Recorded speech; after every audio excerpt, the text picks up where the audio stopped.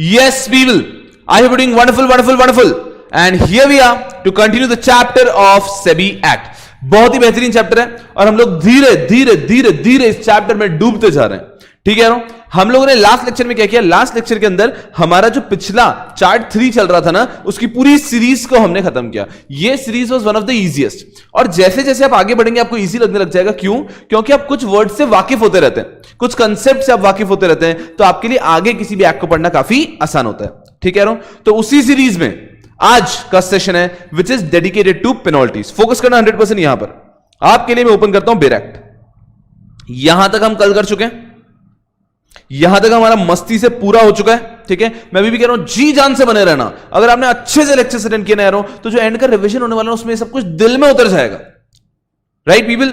सो यहां तक हम लोग कर चुके हैं. एंड अब हमारा जो नेक्स्ट टारगेट आता है वो आता है ये वाला पूरा का पूरा chart 4 which talks about penalties. तो इसके अंदर अगर हम देखते हैं 100% फोकस यहां पे, तो 15A, 15B, C, D, E, 15EA, 15EB, 15F, G, H, HA, HAA, HB, यहां तक तो एग्जैक्टली पेनल्टीज ही हैं. देखो यारो ध्यान से, penalty for this, penalty for that, penalty for this, that, this, that, this, that, this, that, this, that, this, that. Just chill, don't do. इधर आओ. फिर आज पावर टू एडजुडिकेट, कि आखिर ये एडजुडिकेट करने की पावर किसके पास है? मैंने आपको बताया है SEBI has the adjudicating power. But यारों सेबी तो एक है ना. अभी सेबी तो एक सिंगल बॉडी है इंडिया में, मुंबई में.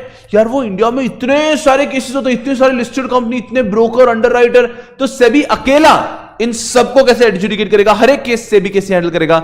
सो यहां पर सेबी एक्ट ने सेबी को एक पावर दी है दैट सेबी कैन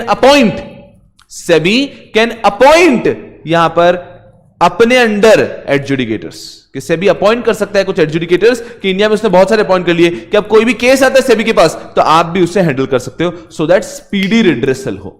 तो पावर टू एडजुडिकेट में हम पढ़ेंगे कि SEBI is a power to appoint adjudicating officers.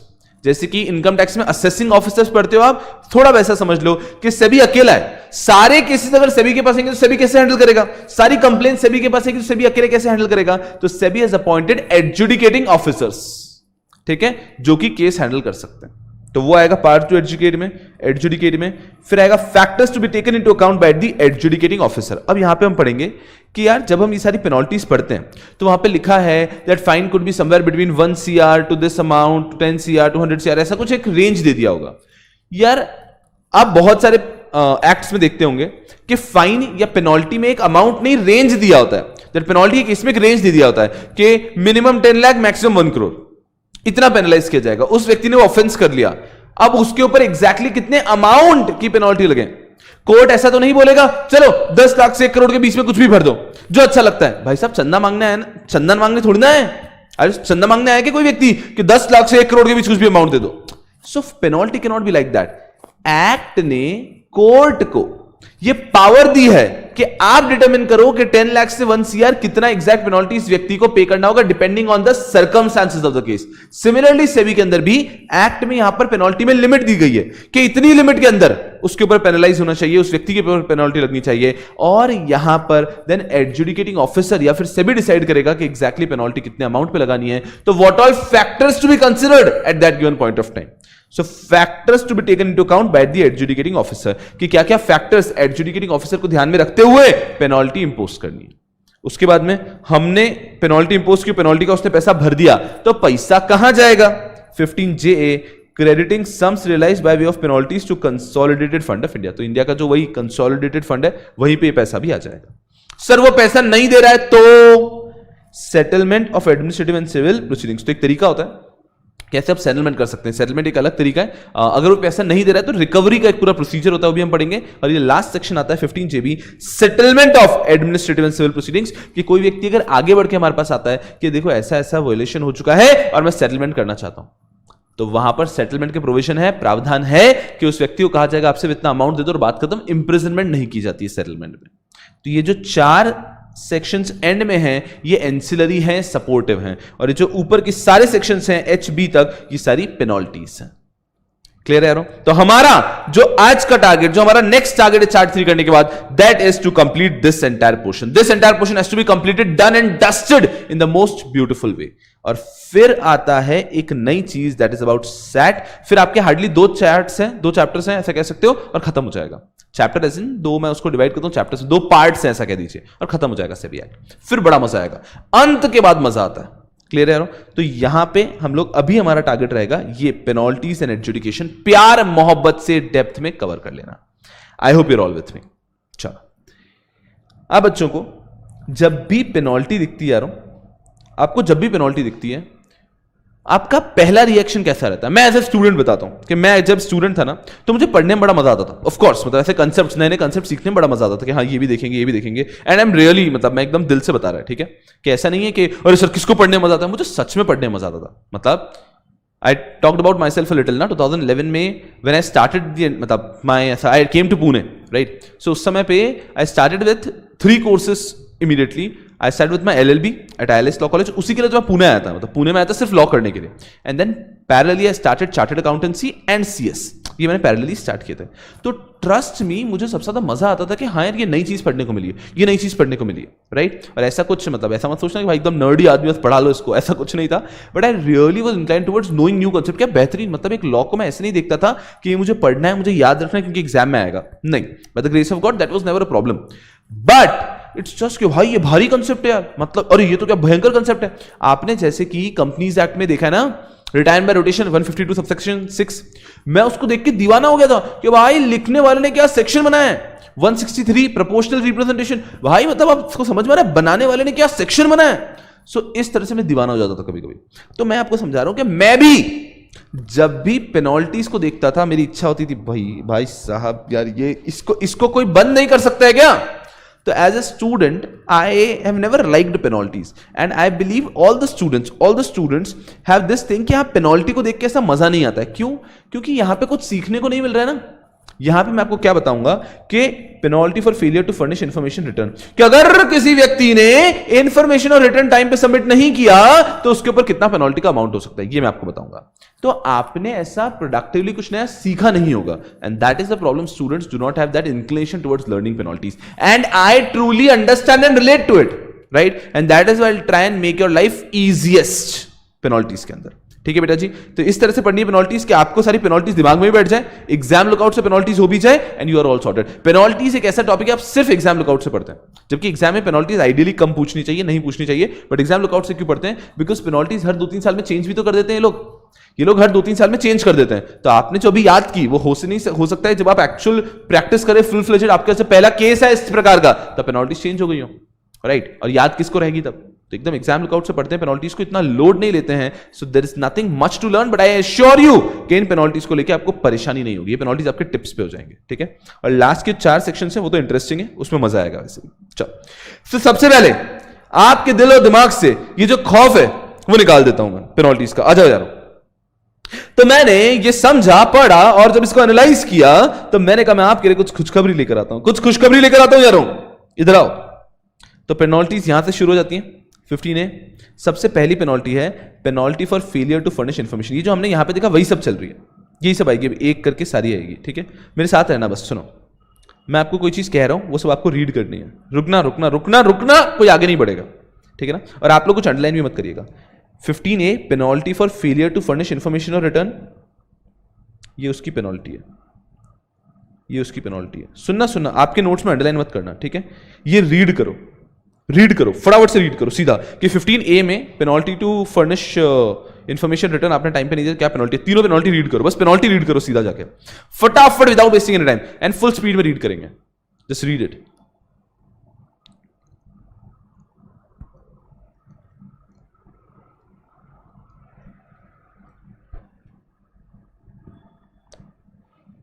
Read it full speed में.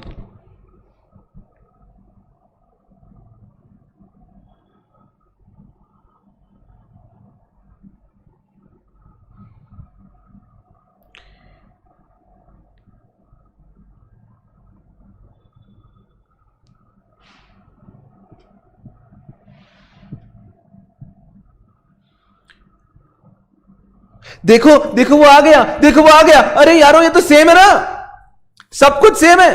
क्या लिखा है मैं आपको बताता हूं कि अगर किसी ने भी 15A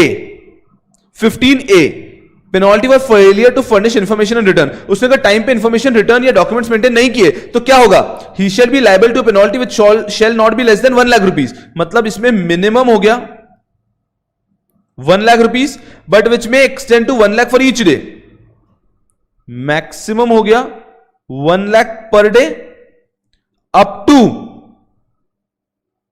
1 crore, which 1 lakh for each day during which such failure continue subject to maximum 1 crore. समझ में आ रहा है?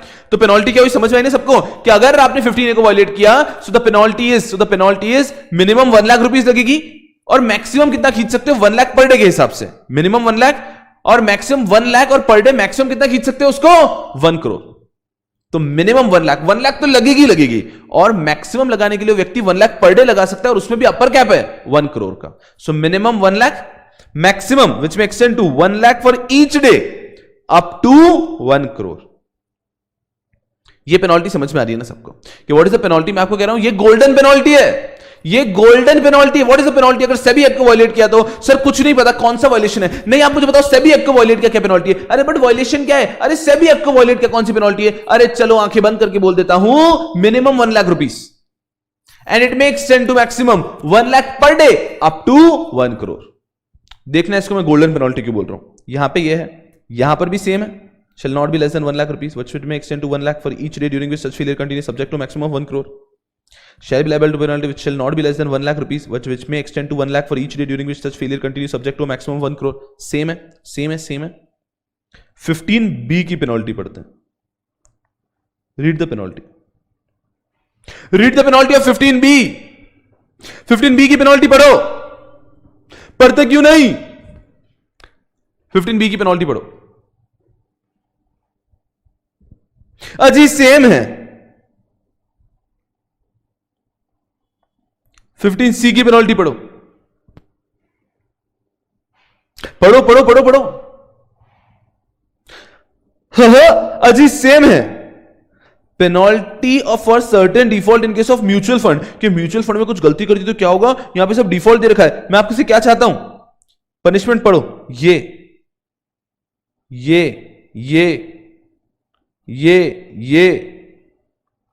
रीड करो, सारे पनिशमेंट्स रीड करो कि म्यूचुअल फंड में अलग अलग प्रकार का आपने डिफॉल्ट किया तो आप पे क्या पनिशमेंट हो सकता है। रीड करो, एक भी स्किप नहीं करोगे, सारे रीड करो, एक भी स्किप नहीं करोगे, सारे रीड करो, ईमानदारी से रीड करो।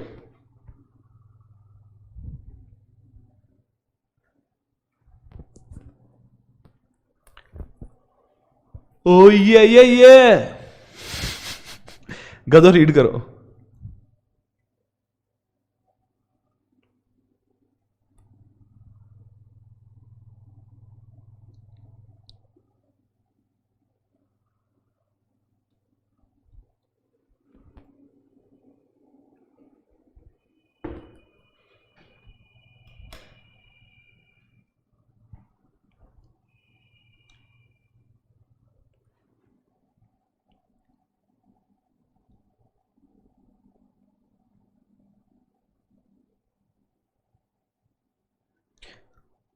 अरे सर ये तो बेस्ट एक्ट है, भगवान करे सारे एक्ट में पेनल्टीज ऐसी ही हो। बहुत बढ़िया, तो यहां पे भी same, minimum 1 lakh rupees up to 1 lakh per day up to an upper cap of 1 CR के 1 CR से ज्यादा तो हो ही नहीं सकता। बहुत ही बढ़िया, बहुत बढ़िया। Next 15E penalty for failure to observe rules and regulation by an asset management company. अगर एसेट मैनेजमेंट कंपनी ने कुछ गलती की तो क्या होगा पेनल्टी? रीडो अजी, रीडो, छोड़ना नहीं है, रीडो।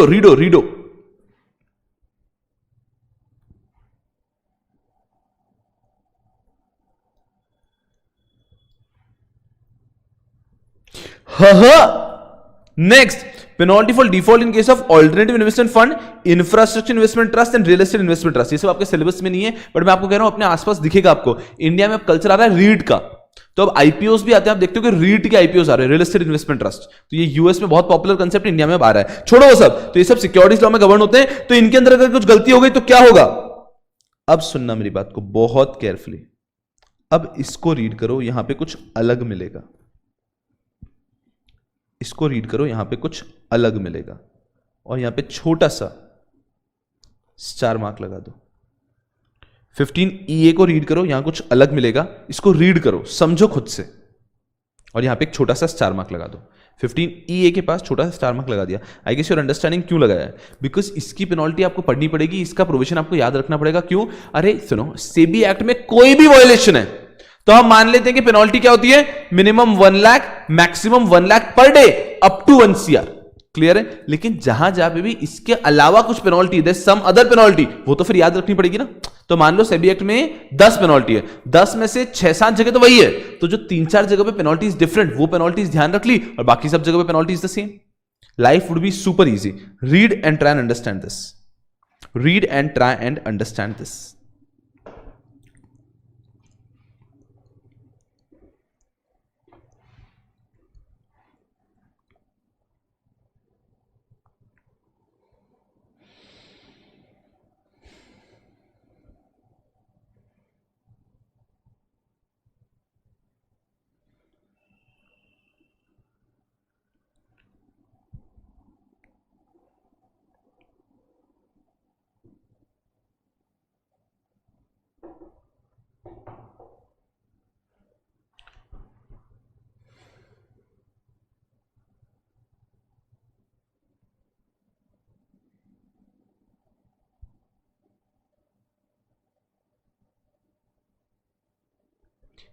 समझ में आ रहा है क्या लिखा है? Liable to penalty which shall not be less than 1 lakh rupees, minimum 1 lakh rupees, but which में extend to 1 lakh rupees for each day during which such failure continues, subject to maximum 1 crore. यहां तक तो सब सेम है, और यहां पे अपर लिमिट पे एक और ऑप्शन दिया है, subject to maximum of 1 crore और 3 times of the amount of gain made out of such failure whichever is higher. या फिर ये गलती करके आपने जितना गेन बनाया उसका 3 times whichever is higher. तो क्या कह रहे हैं कि अपर लिमिट कर दी 1 करोड़ और 1 करोड़ के साथ कंपटीशन दे दिया। देखो सुनो, मिनिमम 1 लाख सेम है, up to 1 lakh per day ये भी सेम है, मैक्सिमम भी up to 1 lakh per day ये भी सेम है। उस पे अपर कैप थी ना 1 करोड़ की, कि 1 लाख पर डे तक मैक्सिमम कितना हो सकता है, 1 करोड़ तक। उस 1 करोड़ के साथ कंपटीशन दिया है 1 करोड़ और 3 times of profit made by such default whichever is higher. तो मान लीजिए आपने वो डिफॉल्ट करके प्रॉफिट करा था 2 करोड़ का, आपने यहां पे रियल एस्टेट इन्वेस्टमेंट ट्रस्ट में डिफॉल्ट किया और उससे 2 करोड़ का प्रॉफिट कमाया। तो यहां पर अगर, सुनना मेरी बात को बहुत शांति से, अगर ये चीज नहीं लिखी होती, अगर ये चीज नहीं लिखी होती तो पूरा पर्पज ही डिफीट हो जाता ना। मैंने रियल एस्टेट इन्वेस्टमेंट ट्रस्ट में डिफॉल्ट किया और 2 करोड़ का प्रॉफिट कमाया, अब मेरे ऊपर मैक्सिमम पनिशमेंट ही कितना हो सकता था, minimum 1 lakh, maximum 1 lakh per day, up to 1 crore. तो यार मेरे ऊपर मैक्सिमम पनिशमेंट 1 करोड़ का ही लगता। हाँ खत्म, तो मस्त है ना, फिर डिफॉल्ट करो, 2-3 करोड़ का प्रॉफिट करो, पेनल्टी तो अपर एंड 1 करोड़ ही है। तो इसको लेके लॉ ने कहा कि नहीं नहीं नहीं नहीं नहीं, यहां पे हमारा नॉर्मल जो गोल्डन पेनल्टी वो नहीं लगा सकते, बिकॉज अदरवाइज लोग उसका मिसयूज करेंगे। आपको समझ में आया ना कि मैं डिफॉल्ट करके प्रॉफिट कर रहा हूं 4-5 करोड़ का, और मेरे ऊपर पेनल्टी सिर्फ कितने की लग सकती है, सिर्फ लग सकती है 1 करोड़ की। तो भाई साहब गलत हो जाता। तो इसलिए इन्होंने मोल्ड किया इसको कि minimum 1 lakh, maximum 1 lakh per day, up to 1 crore, और 1 करोड़ के साथ में ऑप्शन दिया है 3 times of profit made whichever is higher. तो 1 करोड़ और this whichever is higher, ये अपर एंड हो जाएगा। I hope you're understanding the objective. उसी के साथ में, उसी के साथ में इसे हाईलाइट करो। किसे हाईलाइट करना है, ये पार्ट को जो मैंने हाईलाइट किया, और 3 times the amount of gain made out of such failure whichever is higher, इसको अंडरलाइन करो, इसको अंडरलाइन कर दो या हाईलाइट कर दो, ठीक है। Then 15EB, redo. नहीं मैं चाहता हूं कि आप रीड करो, नहीं नहीं मैं चाहता हूं कि आप रीड करो, मैं पढ़ा ही नहीं रहा, मैं चाहता हूं आप रीड करो।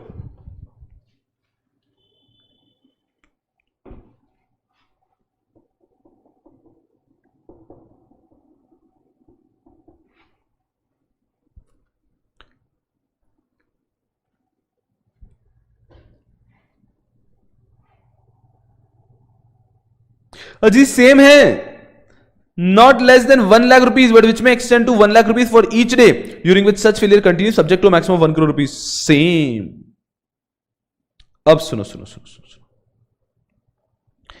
15F, penalty for default in case of stock broker. के स्टॉक ब्रोकर पे किस प्रकार का डिफॉल्ट लगता है। यहां पर कैसा है, there are 3 types of defaults, और अगर उन्होंने उस टाइप का कोई डिफॉल्ट किया है तो उनके ऊपर लगेगी ये पेनल्टी, ठीक है, यहां पर मैं चाहता हूं कि आप पहले ये पढ़ो, फिर ये पढ़ो, ये पढ़ो, फिर ये पढ़ो, ये पढ़ो, फिर ये पढ़ो, so that you should understand कि अगर ये डिफॉल्ट किया है तो ये पेनल्टी है, ये डिफॉल्ट किया है तो ये पेनल्टी है, ये डिफॉल्ट किया है तो ये पेनल्टी है. Read it, read it, read it, read it.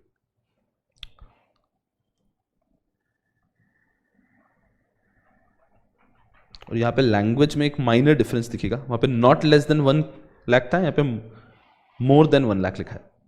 Minor सा चेंज है. इफेक्ट में तो चेंज आता है, not less than 1 lakh, more than 1 lakh. Not less than 1 lakh में 1 लाख अलाउड हो जाता है, मोर देन 1 लाख में ऐसा हो जाता है कि 1 लाख से ज्यादा ही होना चाहिए ऐसा. बट ठीक है, इतना डिटेल में यहां पे जाने की आपको आवश्यकता नहीं है. रीड इट, ये भी अलग है, राइट. आप रीड करेंगे और उसके बाद में 15F के पास में छोटा सा स्टार मार्क लगा देंगे. स्टार मार्क कहां लगा रहे हैं कि जो पेनल्टीज पे आपको ध्यान देना है, जिसके आप एग्जाम के एक दिन पहले रिवाइज करना चाहते हैं, तो आपको सारी पेनल्टीज थोड़ी पढ़नी है, क्योंकि आपको पता है कि सब पेनल्टीज में एक ही चीज तो दी है ना, minimum 1 lakh rupees up to maximum of 1 lakh per day up to 1 crore. लेकिन ये जहां जहां पे पेनल्टी में कुछ अलग है वो आपको पढ़ना पड़ेगा, तो छोटा छोटा स्टार मार्क लगाते हुए आगे चलो. ठीक है, खैर एक और एस्पेक्ट तो ऐसा है कि I think examiner should never ask penalties, because penalties पूछ के उस बेस पे आप किसी को सीए बना रहे हो, that does not make any sense. But they may, तो इसलिए हमें रेडी होके जाना है.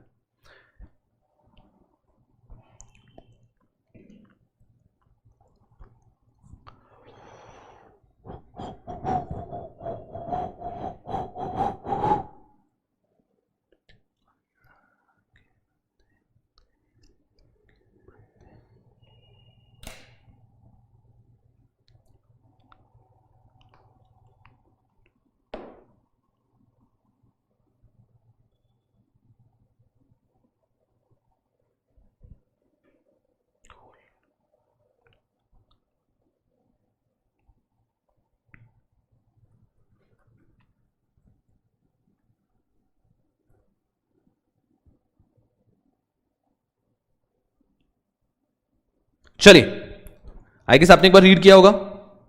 सो क्या लिखा है, if a stock broker fails to issue contract note.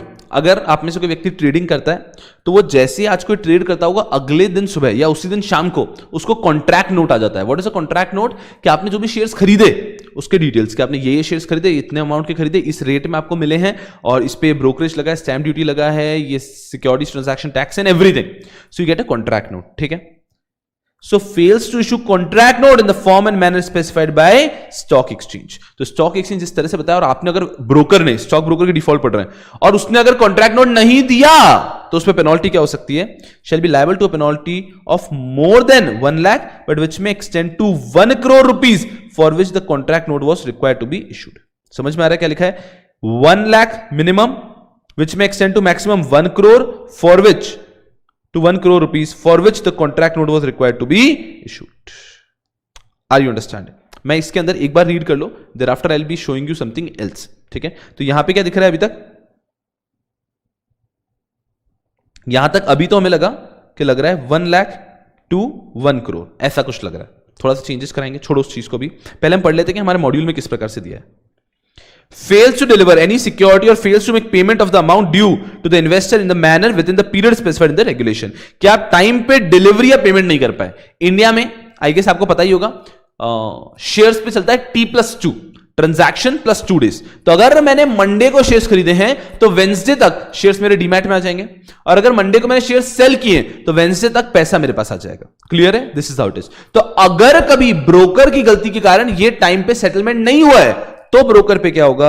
he shall be liable to a penalty of more than 1 lakh but which may extend to 1 lakh rupees for each day during which such failure continues subject to maximum of 1 crore. आहा, वापस हमारा golden वाला आ गया. यहाँ पे बस difference दिख रहा है, यहाँ पे मोर देन 1 लिखा है और वहां पे लेस देन 1 लाख लिखा होता था, नॉट लेस देन 1 लाख. ठीक है, तो सिंपल है, यहाँ पे कोई बड़ी बात नहीं है. तो ये गोल्डन आ गया कि अगर टाइम पे पेमेंट और डिलीवरी नहीं हुआ तो वही गोल्डन पेनल्टी लग रही है. Last, charges an amount of brokerage which is in excess of brokerage specified in the regulation. तो कैसा है कि ब्रोकरेज, आज की तारीख में आपको कभी भी शेयर्स बाय करने, सेल करना है, कोई भी सिक्योरिटीज बाय करनी है, सेल करना है, यू हैव टू पे some amount of brokerage.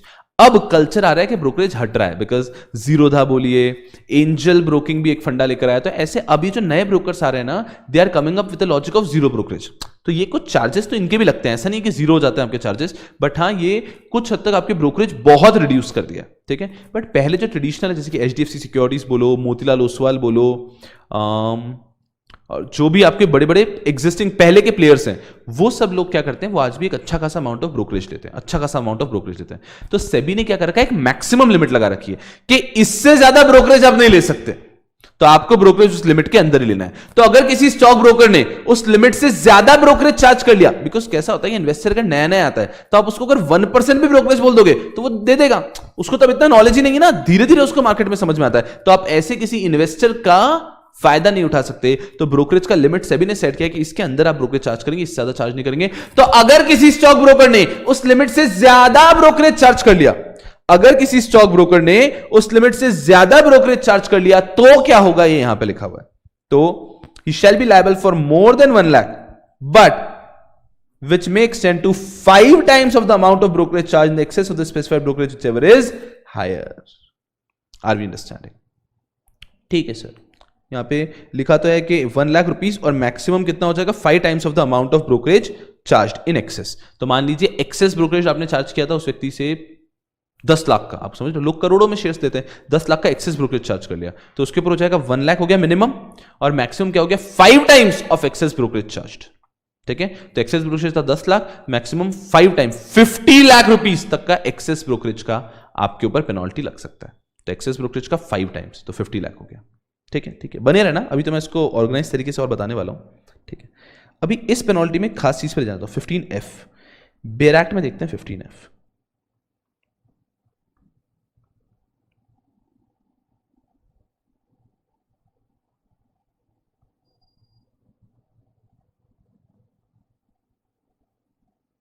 Yes, अब यारो ऐसा है कि अगर बेयर एक्ट में इसको हम देखते हैं ना, तो देखो क्या लिखा है। पहले मैंने आपको बता दिया कि आपके मॉड्यूल में किस प्रकार से लिखा हुआ है। बेयर एक्ट में अगर इसको देखता हूं, so fails to issue contract note in the form and manner specified by stock exchange of which such broker is a member shall be liable to a penalty which shall not be less than 1 lakh but which may extend to 1 crore for which the contract note was required to be issued by the broker. Are we understanding? तो यहां पर वही है not less then 15A। 15B कि जहां पे time पे payment नहीं पाया तो वो तो सही है, वापस not less than 1 lakh rupees but which में extend to 1 lakh rupees for each day during which subject to maximum 1 crore, same हो गया। And charges an amount of broker which is in excess of the brokerage specified in the regulation he shall be liable to a penalty which shall not be less than 1 lakh rupees but which में extend to 5 times the amount of brokerage charge in excess of the specified brokerage whichever is higher. Are we understanding? तो यहां पे उन्होंने क्या किया, minimum 1 lakh rupees not less than 1 lakh but extend to 5 times amount of brokerage charge in excess of the specified brokerage whichever is higher. Whichever is higher, वो तो अपर and वही लग रहा है कि 5 टाइम्स, तो 5 टाइम्स हो गया और आपका बाकी 1 लाख हो गया मिनिमम। Are you understanding? तो क्या हुआ है यहाँ पे, आगे नहीं जाता, सिर्फ इतने से मैं देखता हूं आपको। एक बार आपकी इच्छा के लिए एक बार हम एक और चीज करते हैं, हम ओपन कर लेते हैं हमारी मॉड्यूल, बने रहना है यहाँ पे, so that you will have this clarity module में क्या दे रखा है।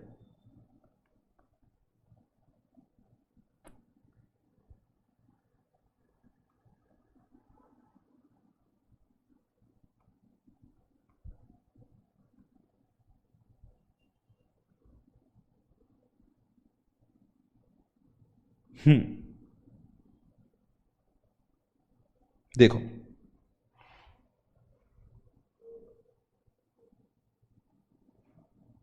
मॉड्यूल में दिख रहा है आपको, he shall be liable to penalty of 1 lakh और more, liable to penalty of more than 1 lakh, more than 1 lakh, more than 1 lakh. तो यहां पर परेशानी ऐसी हो गई है यारों कि मॉड्यूल ने दे दिया है मोर देन 1 लाख, ठीक है, और एक्चुअल जो लिमिट है that is same not less then, और मॉड्यूल ने यहां पे मोर देन 1 लाख दिया है, लेकिन बाकी सब जगह पे नॉट लेस देन ही दिया है, बाकी सब जगह पे सही दिया। आप कहीं भी और चेक करोगे, ये देखो यहां पे दिख रहा है, तो यहां पे नॉट लेस देन, यहां पे नॉट लेस देन ही दिया, अगर आपको दिख रहा होगा तो इस लाइन में अगर आप देखोगे तो।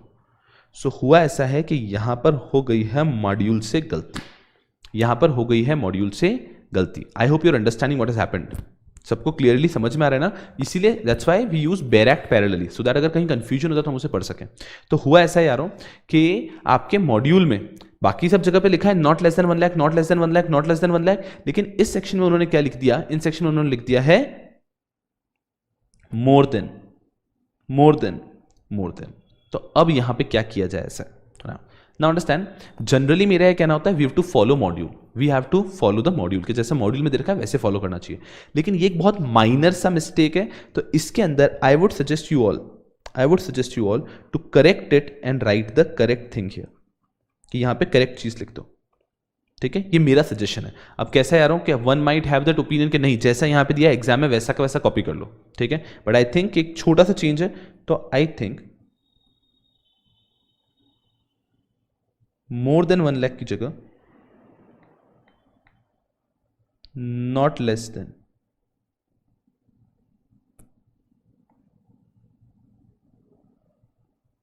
Not less then,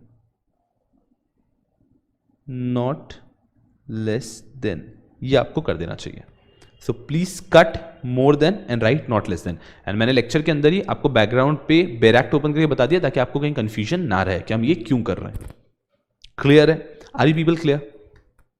Now what happens for you as a student also, you see that uniformity yes in all the sections, otherwise you have to remember कि हाँ इस म्यूचुअल फंड वाले सेक्शन के अंदर मोर देन है, जबकि ऐसा नहीं है, जबकि ऐसा नहीं है। क्लियर है? तो हुआ बस ऐसा है कि जनरली मॉड्यूल ने कैसा है बैरेक्ट से लिया है, लेकिन यहां पे मॉड्यूल को एक चार्ट बनाने की इच्छा हुई, तो चार्ट बनाने वाले ने थोड़ा सा चेंज कर दिया। एंड प्रैक्टिकली आपको डिफरेंस समझ में आ रहा है। इफ आई से not less than 1 lakh, it means 1 lakh का तो लगाना ही पड़ेगा। आपको डिफरेंस समझ में आता है ना? नॉट लेस देन 1 लाख तो 1 लाख का तो फाइन लगेगा ही, ठीक है। और मोर देन 1 लाख का मतलब होता है कि 1 लाख से ज्यादा का फाइन लगेगा। मोर देन 1 लाख के अंदर 1 लाख कैसे अलाउड होगा? इधर it has to be equal to और मोर देन 1 लाख ना। सो इस कारण से थोड़ा सा डिफरेंशिएशन आ जाता है, बट लोड नहीं लेने का है, आपको उसको कट करके कर देना है less than. Have you understood? Tell me, have you understood people कि क्या माइनर सा इशू है? क्लियर कर दिया है, कोई परेशानी की बात नहीं है। तो म्यूचुअल फंड के अंदर भी सेम ही चलना है हमको। वापस जैसे हम पढ़ रहे थे not less than, not less than, not less than, not less than 1 lakh, not less than 1 lakh, not less than 1 lakh. I hope you are all following me, I hope you are all following me. Clear है?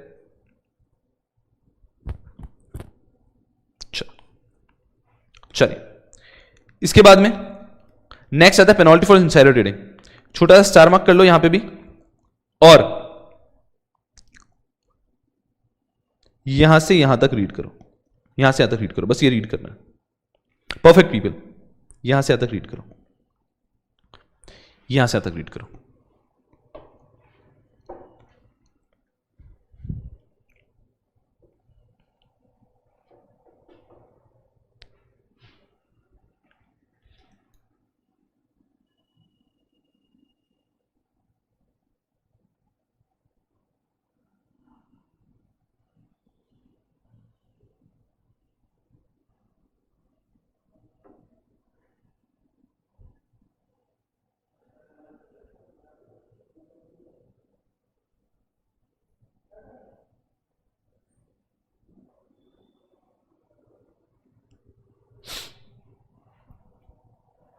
समझ में आया क्या? अजी समझ में आया क्या? I have understanding. So what they're trying to write here कि if any person violates the provision of insider trading, then he'll be penalized with what? Penalty of more than 10 lakh rupees. ठीक है? अब यहां पर भी extending up to 25 crore और 3 times of the amount of profit made out of insider trading. ठीक है? चलो रुको रुको रुको रुको बेटा जी, जाते हैं सेबी एक्ट में। 15G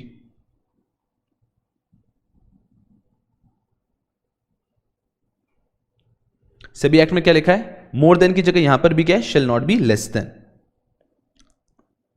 आ जाओ बेटा जी,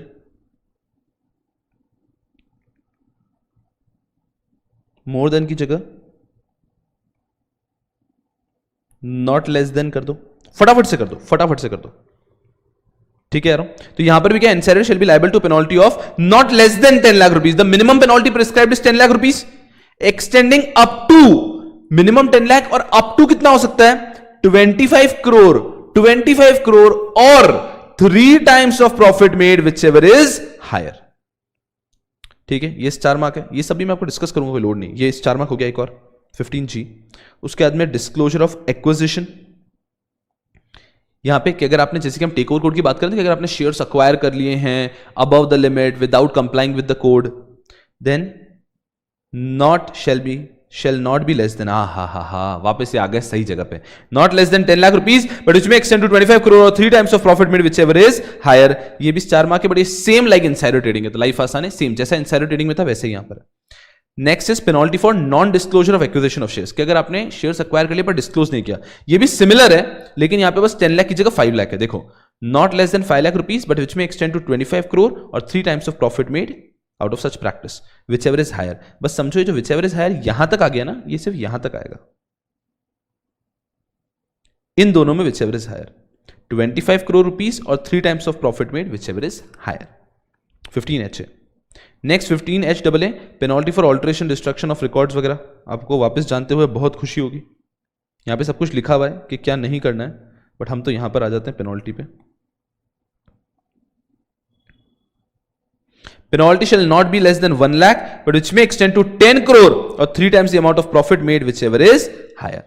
तो 10 करोड़ और 3 times of profit made whichever is higher, जैसे कि अभी तक क्या आ रहा था, अभी तक आ रहा था 25 करोड़ और 3 times of profit made whichever is higher, तो सिमिलर ग्राउंड्स पे ये भी ठीक है, यहां पे भी स्टार मार्क कर देंगे।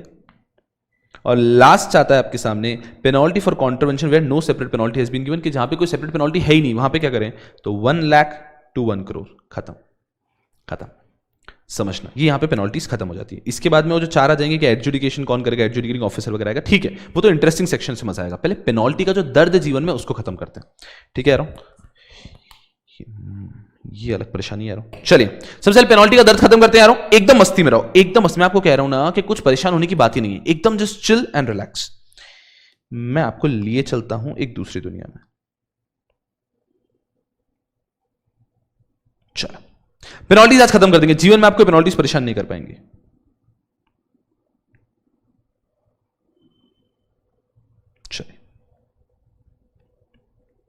चलो बेटा जी, ये सारी आपकी पेनल्टीज है जो आपको पढ़नी है। सबसे पहला है penalty for failure to furnish information return etcetera. इसके अंदर क्या लिखा है, इसके अंदर इतना सा लिखा है कि अगर कोई व्यक्ति से स्टॉक एक्सचेंज ने कोई इंफॉर्मेशन मांगी है, आपसे सेबी ने कोई भी रिटर्न मांगा है और आप दे नहीं पा रहे हैं टाइम पे, या फिर आपको बुक्स ऑफ अकाउंट्स मेंटेन करने का बोला था और आप मेंटेन नहीं कर रहे हैं, तो penalty for failure to furnish information return और to maintain books of accounts, what is the penalty? मैं बताता हूं minimum 1 lakh, maximum 1 lakh per day, up to 1 crore. Minimum 1 lakh, maximum 1 lakh per day, up to 1 crore. रुको और सुंदर सा लिख देता हूं उसको थोड़ा सा, यही तो हमारी गोल्डन पेनल्टी है ना। तो जब तक गोल्डन पेनल्टी आपके साथ है आपको डरने की कोई जरूरत नहीं है। Minimum 1 lakh, maximum 1 lakh per day, up to 1 CR। Okay, so minimum is 1 lakh, 1 lakh तो लगना ही है, maximum 1 lakh per day, up to 1 CR। बहुत अच्छी बात है, easy. Next, penalty for failure by any person to enter into agreement with client, कि यार broker के ऊपर रिस्पांसिबिलिटी रहती है, फिर कोई भी इंटरमीडिएरी के ऊपर अगर रिस्पांसिबिलिटी है कि उसको अपने क्लाइंट के साथ पहले कॉन्ट्रैक्ट करना है, एग्रीमेंट करना है, फिर ही काम करना है। बिना कॉन्ट्रैक्ट एग्रीमेंट करे आप काम नहीं कर सकते, बट उसने बिना कॉन्ट्रैक्ट करे काम चालू कर दिया, तो क्या होगा? अजीब वही होगा, minimum 1 lakh, maximum 1 lakh per day, up to अजी 1 CR। बहुत बढ़िया। Next, penalty for failure to redress investor grievances. Investor के ग्रीवेंसेस आए थे लेकिन उनको हम टाइम टू टाइम रिड्रेस नहीं कर पाए, हमारे ऊपर टाइम पीरियड रहता है कि इतने समय में हमें उनके ग्रीवेंस को रिड्रेस करना है, हम नहीं कर पाए। क्या होगा? Minimum 1 lakh up to maximum 1 lakh per day, up to 1 crore. Penalty for certain default in case of mutual fund, कि यार म्यूचुअल फंड में इतने सारे डिफॉल्ट दिए थे, म्यूचुअल फंड के अंदर कुछ भी गलती हो गई तो, अरे भगवान का नाम लो, म्यूचुअल फंड के अंदर अगर आपसे कुछ भी डिफॉल्ट हो गया है, still the penalty is the same now for all the defaults. The penalty is what? Minimum 1 lakh, maximum 1 lakh per day, up to 1 CR। Next is penalty for failure to observe rules and regulation by an asset management company, penalty for default in case of alternative investment fund, infrastructure investment trust and real estate investment trust. एकदम आना, पहले 15E पे आ जाते हैं। Penalty for failure to observe rules and regulation by an asset management company. 15E कि asset management company ने कोई रूल फॉलो नहीं किया तो क्या होगा, क्या होगा। असेट मैनेजमेंट कंपनी ने अगर कोई रूल फॉलो नहीं किया तो क्या होगा। Asset management company, what is an asset management company? Mutual fund के अंदर जो उनके असेट्स को इन्वेस्ट करती है, फंड मैनेजर्स जो होते हैं, they form an asset management company. तो अगर असेट मैनेजमेंट कंपनी ने म्यूचुअल फंड के किसी रूल्स को या सेबी के किसी रूल्स को फॉलो नहीं किया तो क्या होगा, क्या होगा। अजी वही होगा, minimum 1 lakh rupees, maximum 1 lakh per day, up to 1 CR। यहां तक तो आपको कुछ ध्यान रखने की आवश्यकता ही नहीं है ना। अब आती है पहली पेनल्टी जिसमें कुछ अलग है। पहली 4 पेनल्टी आती है, सुनना ध्यान से। Penalty for default in case of alternative investment fund, infrastructure investment trust and real estate investment trust. कि अगर आपने कोई भी डिफॉल्ट किया है ऑल्टरनेटिव इन्वेस्टमेंट फंड में, इंफ्रास्ट्रक्चर इन्वेस्टमेंट ट्रस्ट में, real estate investment trust, REIT जिसको कहते हैं, इसमें अगर कुछ डिफॉल्ट किया। अब समझना मेरी बात को कि यहां पे मैं पेनल्टी लिख देता, क्या, minimum 1 lakh rupees, maximum 1 lakh per day, up to 10 crore, मैं लिख देता, ये लिख देता, अप टू 1 करोड़ मैं लिख देता। बट परेशानी क्या आती, फिर लोग क्या करने लग गए, लोग यहां पे और ज्यादा बड़ा डिफॉल्ट करने लग गए कि बड़ा डिफॉल्ट कर लो, पेनल्टी तो 1 करोड़ की होगी, बड़ा डिफॉल्ट कर लो, पेनल्टी तो 1 करोड़ की होगी, बड़ा डिफॉल्ट कर लो, पेनल्टी तो 1 करोड़ की होगी। इस कारण से गवर्नमेंट को इनका जो है पेनल्टी अलग रखना पड़ा। समझना ध्यान से, वेरी लॉजिकल रीजन कि इनका पेनल्टी अलग क्यों रखना पड़ा। ठीक है, तो इनका पेनल्टी क्या किया, देखना ध्यान से। मिनिमम, आई गेस रीडेबल है क्या, थोड़ा डार्क कलर ले लेता हूं।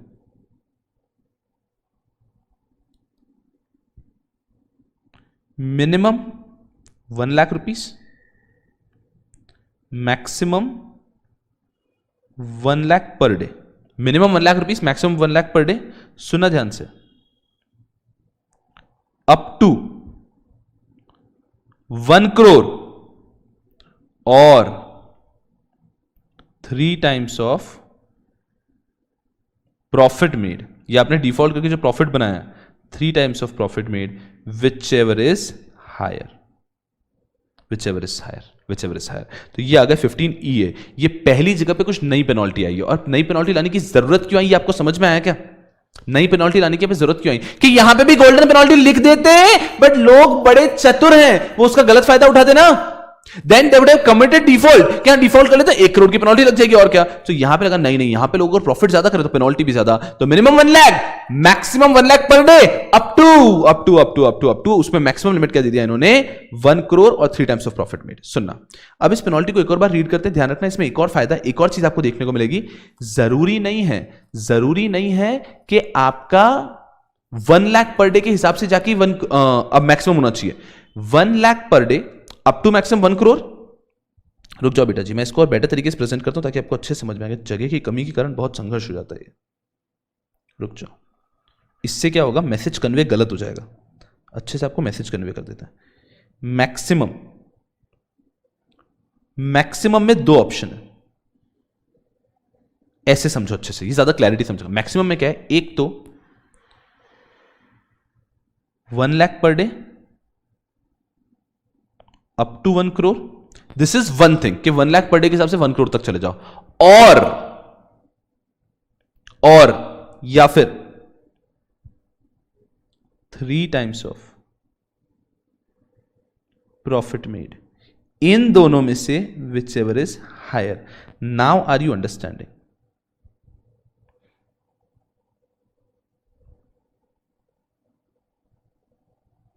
आर यू अंडरस्टैंडिंग कि मिनिमम 1 लाख रहेगा, वो तो है। मैक्सिमम में एक तो क्या है, 1 lakh per day up to 1 CR, ये पूरा एक हो गया। या फिर 3 times of profit made whichever is higher. This is how you to compare, this would be correct comparison. तो 1 lakh per day up to 1 CR, या तो उस हिसाब से कैलकुलेट करो, या फिर और 3 times of profit made whichever is higher. ये बेटा जी समझ में आ रही है, पहली डिफरेंट पेनल्टी है। बाकी तो पेनल्टी आसान चल रही थी। फोकस करना, वंडरफुल। ठीक है, next is penalty for default in case of investment advice and research analyst. कि अगर आप रिसर्च एनालिस्ट हैं, इन्वेस्टमेंट एडवाइसर और आपने पेनल्टी कर दी तो क्या होगा, तो वापस सेम ही आ जाएगी। तो वापस सेम पेनल्टी आ जाएंगे, क्या? Minimum 1 lakh, maximum 1 lakh per day, up to 1 crore. ये हमारी रेगुलर पेनल्टी आ जाएगी ना वापस, ठीक है। फिर आती है अलग अलग पेनल्टी। अब सुनना, penalty for default in case of stock broker अलग है, इनसाइडर ट्रेडिंग अलग है, non disclosure of acquisition of shares in takeover अलग है, fraudulent and unfair trade practice अलग है। उसके बाद में penalty for alteration, destruction, records and failure to product electronic database अलग है, एंड ये भी अलग है।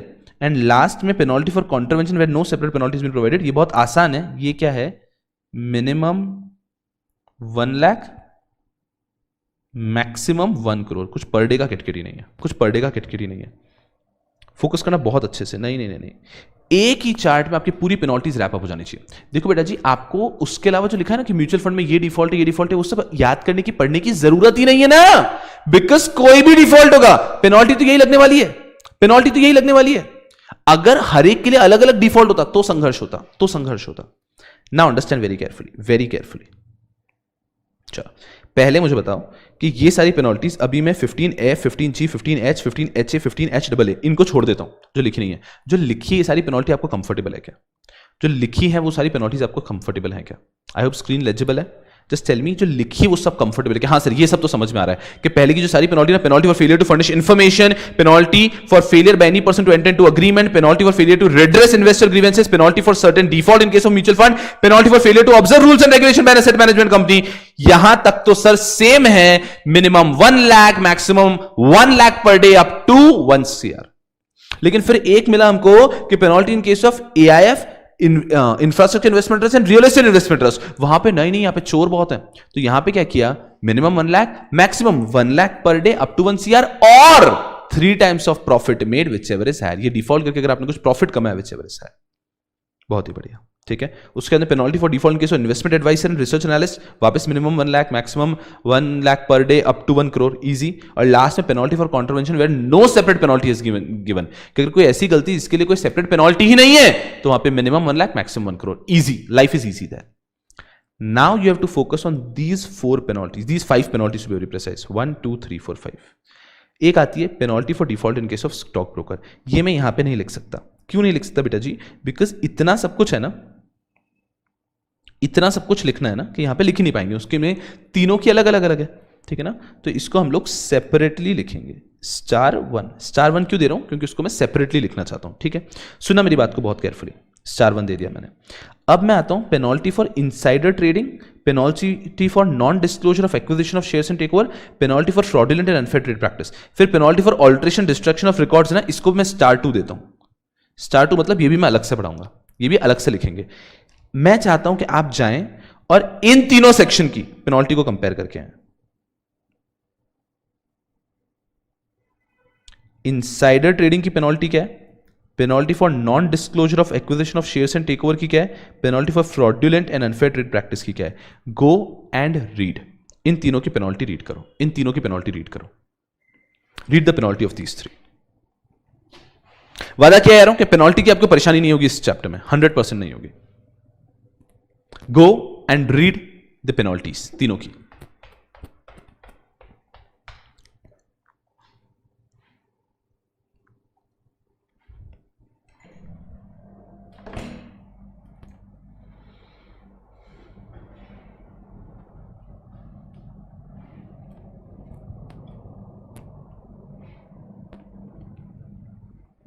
पहले इनसाइडर ट्रेडिंग की रीड करेंगे, फिर penalty for non disclosure of acquisition of shares and takeover की रीड करेंगे, फिर penalty for fraudulent and unfair trade practice की रीड करेंगे।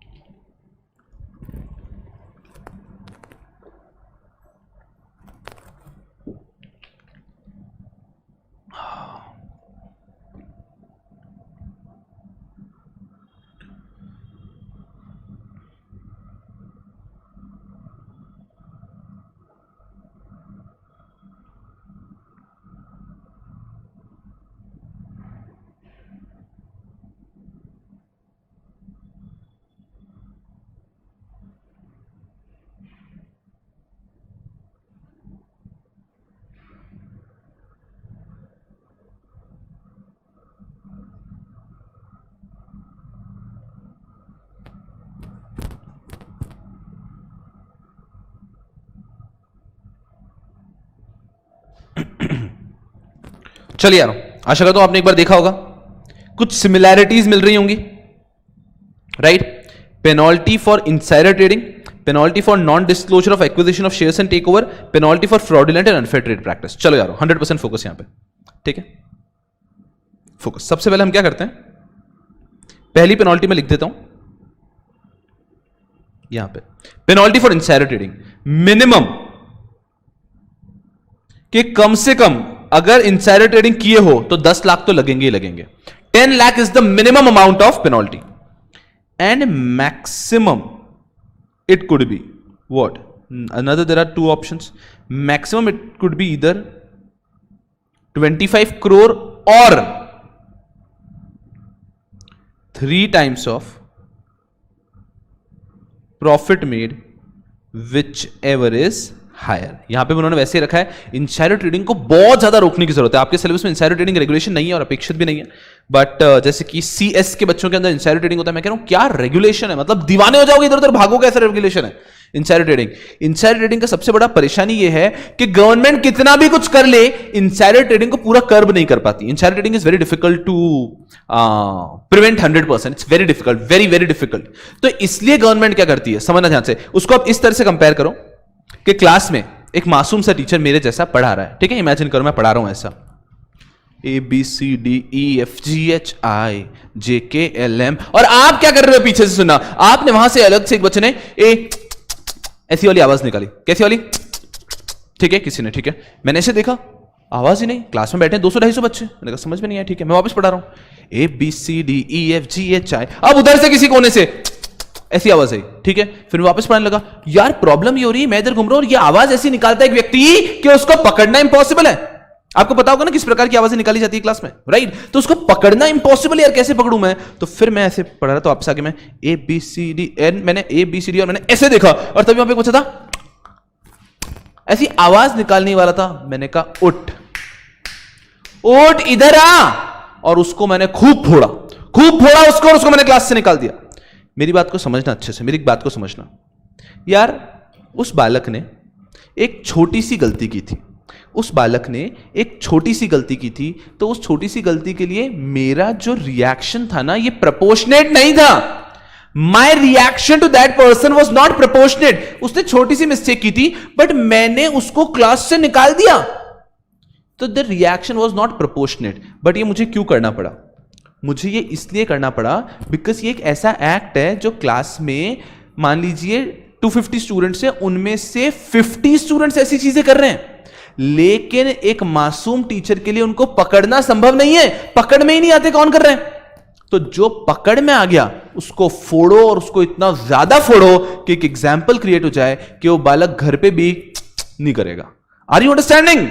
सो इससे एक डेटरेंट फॉर्म ऑफ पनिशमेंट कहते हैं, उधर मैं उस साइकोलॉजी वाले चीज पे नहीं जाता, लेकिन डेटरेंट फॉर्म ऑफ पनिशमेंट कहते हैं कि ऐसा पनिशमेंट दो कि एक एग्जाम्पल क्रिएट हो जाए और कोई भी और व्यक्ति वो नहीं करे। ये कब किया जाता है? जब पकड़ना भी मुश्किल होता है और एक डेटर करना है कि एग्जाम्पल क्रिएट करना है। तो इनसाइडर ट्रेडिंग में पकड़ना असंभव है यार, लोग इतनी ज्यादा इनसाइडर ट्रेडिंग करते हैं कि आप सोच भी नहीं सकते, आप सोच भी नहीं सकते। You imagine, no, you will be working in a company in future, आप एक कंपनी के चार्टर्ड अकाउंटेंट होंगे, उस कंपनी की इंफॉर्मेशन न्यूज में आएगी, उसके पहले तो आपको पता चल जाएगी ना।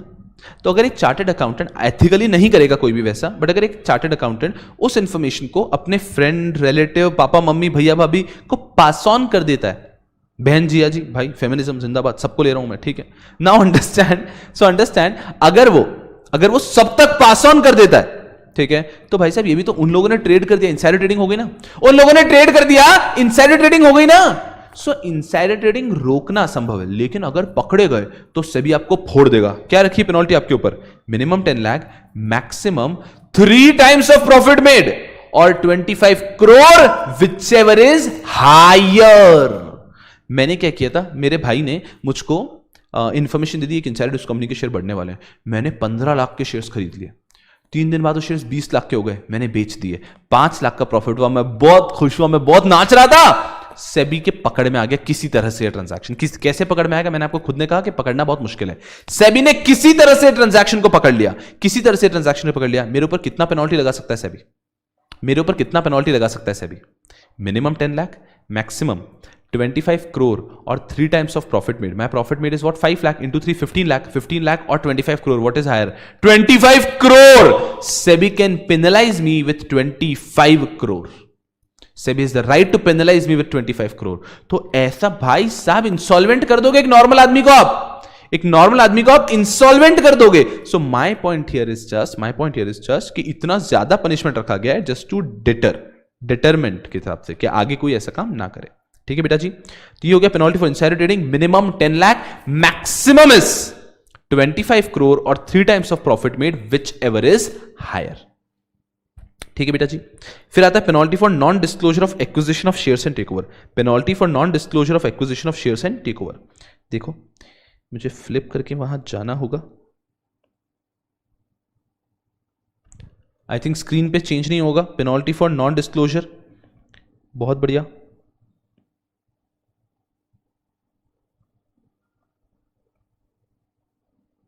यस, इनसाइडर ट्रेडिंग हो गया पेनल्टी फॉर नॉन डिस्क्लोजर वाले के अंदर। Minimum 10 lakh which max 10 to 25 crore, 3 times of profit made whichever is higher. Don't you think that is the same, exactly same? मुझे इतनी खुशी हो रही है ये करते हुए, एग्जैक्टली द सेम। देखना यहां पे, और जी same. So, penalty for insider trading and penalty for non-disclosure of acquisition of shares and takeover. Penalty for non-disclosure of acquisition of shares and takeover is exactly the same. बहुत अच्छी बात है। अब आता है penalty for fraudulent and unfair trade practice। यार थोड़ा सा कुछ अलग कर देते हैं। देखो इन्होंने क्या किया, मिनिमम कर दिया बस 5 लाख, 10 लाख की जगह 5 लाख कर दिया, बाकी सब कुछ सेम। मैक्सिमम 25 करोड़ और 3 times of profit made whichever is higher. खत्म हो गया। Are you able to understand and remember these penalties? खत्म हो गया पेनल्टीज। ये जो 2 पेनल्टीज के आगे स्टार मार्क लिखा है वो मैं आपको पढ़ा दूंगा, बस पेनल्टीज हो गए यहां पे। ये इससे ज्यादा आपको पेनल्टीज पे समय देने की कोई जरूरत नहीं है, और इसके अंदर आपकी सारी पेनल्टीज आपको प्रैक्टिकली याद भी हो जाएंगे। देखो कैसा है, देखो जनरल गोल्डन पेनल्टी क्या है? Golden penalty is minimum 1 lakh up to maximum 1 lakh per day up to 1 crore. ठीक है, कुछ जगह पे अलग है। कहां है सर? वो रियल एस्टेट इन्वेस्टमेंट ट्रस्ट के केस में, real estate investment trust, infrastructure investment trust और EIF ऑल्टरनेटिव इन्वेस्टमेंट फंड, इसके अंदर अगर कोई पेनल्टी करते हैं तो गोल्डन ही लगता है, लेकिन उसके साथ में एक चीज आ जाती है, ऑप्शन आ जाता है 1 करोड़ के साथ में नीचे क्या ऑप्शन आ जाता है? 3 टाइम्स ऑफ प्रॉफिट मेड का। तो उन केस में, उस केस में क्या हो जाता है? Minimum 1 lakh, maximum option A 1 lakh per day up to 1 CR, option B 3 times of profit made whichever is higher. फिर वापस एक हमारा आता है कि इन्वेस्टमेंट एडवाइजर को एडवाइस की तो रिसर्च एनालिसिस में गलती की तो minimum 1 lakh, maximum 1 lakh per day up to 1 CR। ठीक है, उसके इसमें 3 आ जाते हैं एकदम अलग, 3 एकदम अलग आ जाते हैं। Insider trading, next is penalty for non disclosure of acquisition of shares and unfair trade practices. तो सब कुछ सेम है, बस अनफेयर ट्रेड प्रैक्टिस में मिनिमम क्या हो गया है? 5 लाख रुपीस। ठीक है, और 2 को हम स्टार मार्क करते हैं, स्टॉक ब्रोकर को और ऑल्ट्रेशन डिस्ट्रक्शन वाले टॉपिक को। तो इसके अंदर ये 2 और चीज लिख ली तो सब कुछ सॉर्टेड होता है। इसके अंदर all the penalties are covered here. सारी पेनल्टीज यहां पे कवर हो जाती है, खत्म हो जाती है। आई होप यू अंडरस्टैंडिंग। चलो पहले ये स्टार 1 और स्टार 2 को भी निपटा देता हूं ताकि आपकी लाइफ थोड़ी सी आसान हो जाएगी। चलो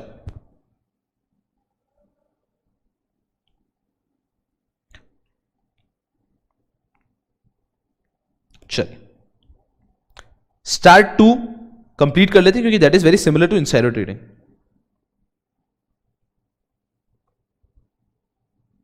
स्टार 2 में क्या है क्या यहां पे देख लो पहले। Penalty for alteration, destruction of records and failure to protect the electronic database of the board.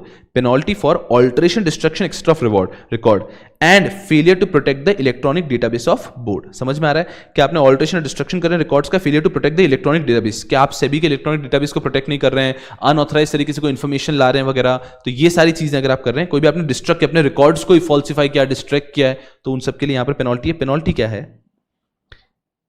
Minimum 1 lakh rupees but which में एक्सटेंड टू 10 करोड़ और 3 times of profit made whichever is higher. तो ये कैसा है, इन्होंने थोड़ा मिक्स कर दिया है, तो इसलिए इसको अलग से रखा था मैंने स्टार 2। ये मैं यहां पे बस लिख देता हूं स्टार 2, फिर मैं आपको बताऊंगा पेन डाउन कैसे करना है।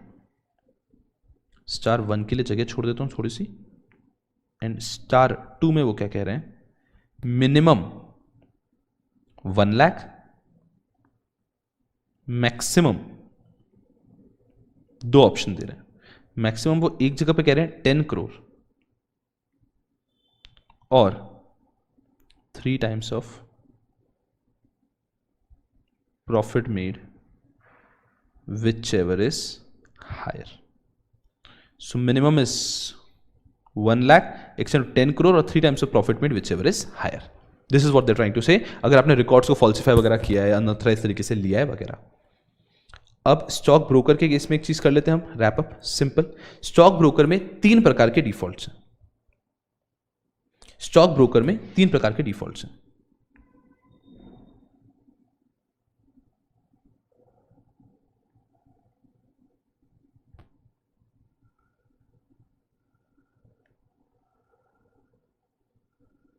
स्टॉक ब्रोकर में 3 प्रकार के डिफॉल्ट्स हैं, 1, 2 एंड 3. Understand very carefully. पहला है कॉन्ट्रैक्ट नोट नहीं दिया है ना, with respect to contract note, कि कॉन्ट्रैक्ट नोट रिलेटेड डिफॉल्ट किया. कॉन्ट्रैक्ट नोट रिलेटेड डिफॉल्ट किया, ठीक है. दूसरा डिफॉल्ट क्या है कि उसने डिलीवरी और पेमेंट में डिफॉल्ट किया. डिफॉल्ट इन डिलीवरी और पेमेंट. डिलीवरी और पेमेंट समझते हैं आप, शेयर्स की डिलीवरी करनी होती है और मनी का पेमेंट करना होता है. देखो स्टॉक एक्सचेंज बायर सेलर करता है ना, ब्रोकर का काम है कि बायर्स और सेलर मिल गए तो बायर से पैसा ले ले, सेलर से शेयर ले ले, सेलर को पैसा दे दे, बायर को शेयर दे दे, ये काम करना. That is delivery and payment. Default क्या है इन डिलीवरी और पेमेंट, ये उनका दूसरा डिफॉल्ट है, ठीक है. And third and the last default जो है यहां पर है एक्सेस ब्रोकरेज चार्ज.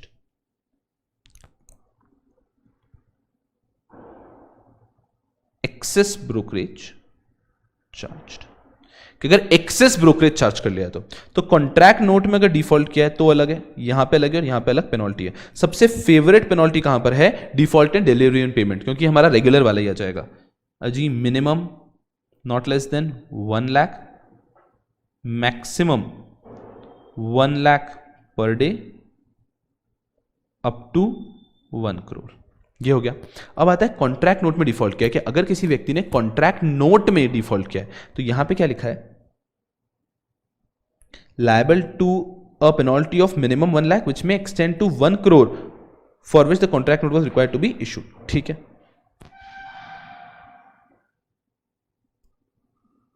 तो यहां पे मैं सिंपल रखने की कोशिश करता हूं, ठीक है. मिनिमम 1 लाख और मैक्सिमम 1 करोड़ ही करते हैं, ठीक है. यहां पे और एक्स्ट्रा हम कुछ नहीं जा रहे, तो मिनिमम 1 लाख, मैक्सिमम 1 करोड़. समझ में आ रहा है, मिनिमम 1 लाख, मैक्सिमम 1 करोड़. और लास्ट में एक्सेस ब्रोकरेज चार्ज, यहां पे कुछ अलग है. यहां पे क्या किया है, मिनिमम तो उन्होंने लगा दिया 1 लाख, बट विच में extend to 5 times of excess brokerage charge. Minimum 1 lakh and maximum 5 times of access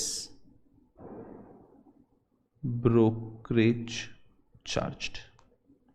अब वहां पे जो एंड में हायर ऑफ द टू है उसको इग्नोर करो, अननेसेसरी उतना डेप्थ में आपको जाने की जरूरत भी नहीं. यहां पे भी और एक अमाउंट आता है, बट ठीक है.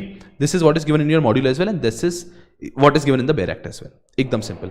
ये 2 पेनल्टीज है जो थोड़ा सी हटके हैं, जिसमें थोड़ी मेहनत करनी पड़ती है. अदरवाइज अगर इन दोनों को हटा देते हैं तो बाकी सब तो एकदम स्मूथ हो गई है. Don't you think that penalty याद करना थोड़ा सा आसान हो जाएगा. यार आपको कुछ नहीं करना, आपको ये चार्ट पूरा याद रखना. चार्ट आसान है, देखो ये पूरा है, ये सारी पेनल्टी, ये सारी पेनल्टी. अब आपके एग्जाम में कभी ऐसा क्वेश्चन नहीं आ सकता बेटा जी कि सेबी एक्ट की पेनल्टीज बताओ. It is impossible.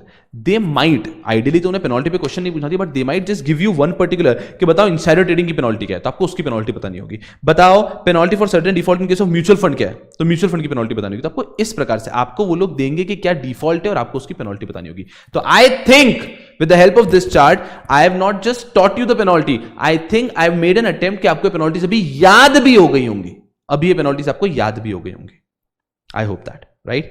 So this is all about the penalties. इसको पेन डाउन करने के पहले अब मैं देखूं कि सर हमें क्या कुछ और चीज देखने की जरूरत है. जी नहीं, इधर आप, एक सेक्शन है जिसकी रीडिंग करने की आवश्यकता है, बाकी कुछ भी नहीं. यहां से पेनल्टी स्टार्ट होती है. सबसे पहली पेनल्टी क्या है समझना, penalty for failure to furnish information return. इसके अंदर क्या दिया है, इसके अंदर दिया है कि if any person fails to furnish any document return report to the board SEBI and fails to furnish the same or furnishes और फाइल्स फॉल्स इनकरेक्ट और इनकम्प्लीट इन्फॉर्मेशन. अगर किसी ने इंफॉर्मेशन दी ही नहीं या फिर गलत इंफॉर्मेशन दी, इनकरेक्ट इंफॉर्मेशन दी, तो यहां पर आता है फेलियर टू फर्निश इंफॉर्मेशन, कि उसने इंफॉर्मेशन ही नहीं दी या फिर इंफॉर्मेशन फॉल्स दी, गलत दी, तो वो यहां पे आता है. Next, to file any return, वो जो इन्फॉर्मेशन के लिए था वो यहां पे रिटर्न के लिए स्पेसिफिकली रिटर्न और फर्निश एनी इन्फॉर्मेशन बुक्स और other document within the time specified therefor in the regulation, fails to file the return और furnish the same within the time specified therefor in the regulation, और who furnishes और files false, incorrect और incomplete information, return, report, books और other documents. तो कुछ ज्यादा फर्क नहीं है, आप समझो सिंपल। पहला पॉइंट क्या कहता है कि आपने टाइम पे आपने इंफॉर्मेशन ही नहीं दी, या दी तो फॉल्स दी, या फिर अगर आपने इंफॉर्मेशन टाइम पे नहीं दी। और लास्ट पॉइंट कहता है if you have not maintain the books of accounts, अगर आपने बुक्स ऑफ अकाउंट्स मेंटेन नहीं की। तो हेडिंग से ध्यान रखना है failure to furnish information, return, etcetera. Etcetera में ये भी ध्यान रखना है कि आपने बुक्स ऑफ अकाउंट्स नहीं दिए। अगर इनमें से कोई भी गलती की है, इनमें से कोई भी गलती की है, तो आपके ऊपर पेनल्टी कितनी होगी? Minimum 1 lakh up to 1 lakh per day, maximum 1 lakh per day up to 1 crore. Simple. तो क्या है? Failure to furnish information, return, etcetera. Etcetera में ध्यान रखना है कि इवन आपने बुक्स मेंटेन नहीं किए तो भी ये डिफॉल्ट है। ठीक है। नेक्स्ट आता है penalty for failure by any person to enter into agreement with the client. Simple कि अगर आप ब्रोकर हैं, अंडरराइटर हैं और आपके ऊपर एक रिस्पॉन्सिबिलिटी है कि आपने, सेबी ने कह रखा है क्लाइंट से कॉन्ट्रैक्ट करने के बाद ही काम करना है, and you have failed to enter into contract, वही minimum 1 lakh, maximum 1 lakh per day up to 1 crore. Next penalty for failure to redress investor grievances. इन्होंने यहां पे कुछ टाइम पीरियड नहीं दिया, ठीक है ना, इन्होंने बस इतना बोला है कि अगर आपने एक्ट के हिसाब से इन्वेस्टर ग्रीवेंसेस को सॉल्व नहीं किया तो minimum 1 lakh, maximum 1 lakh per day up to 1 crore. Penalty for certain defaults in case of mutual fund. ये सब जो यहां पे म्यूचुअल फंड के डिफॉल्ट्स दे रखे हैं ना, ये पूरा कुछ भी आपको याद करने की आवश्यकता नहीं है, क्योंकि सबकी पेनल्टी सेम है।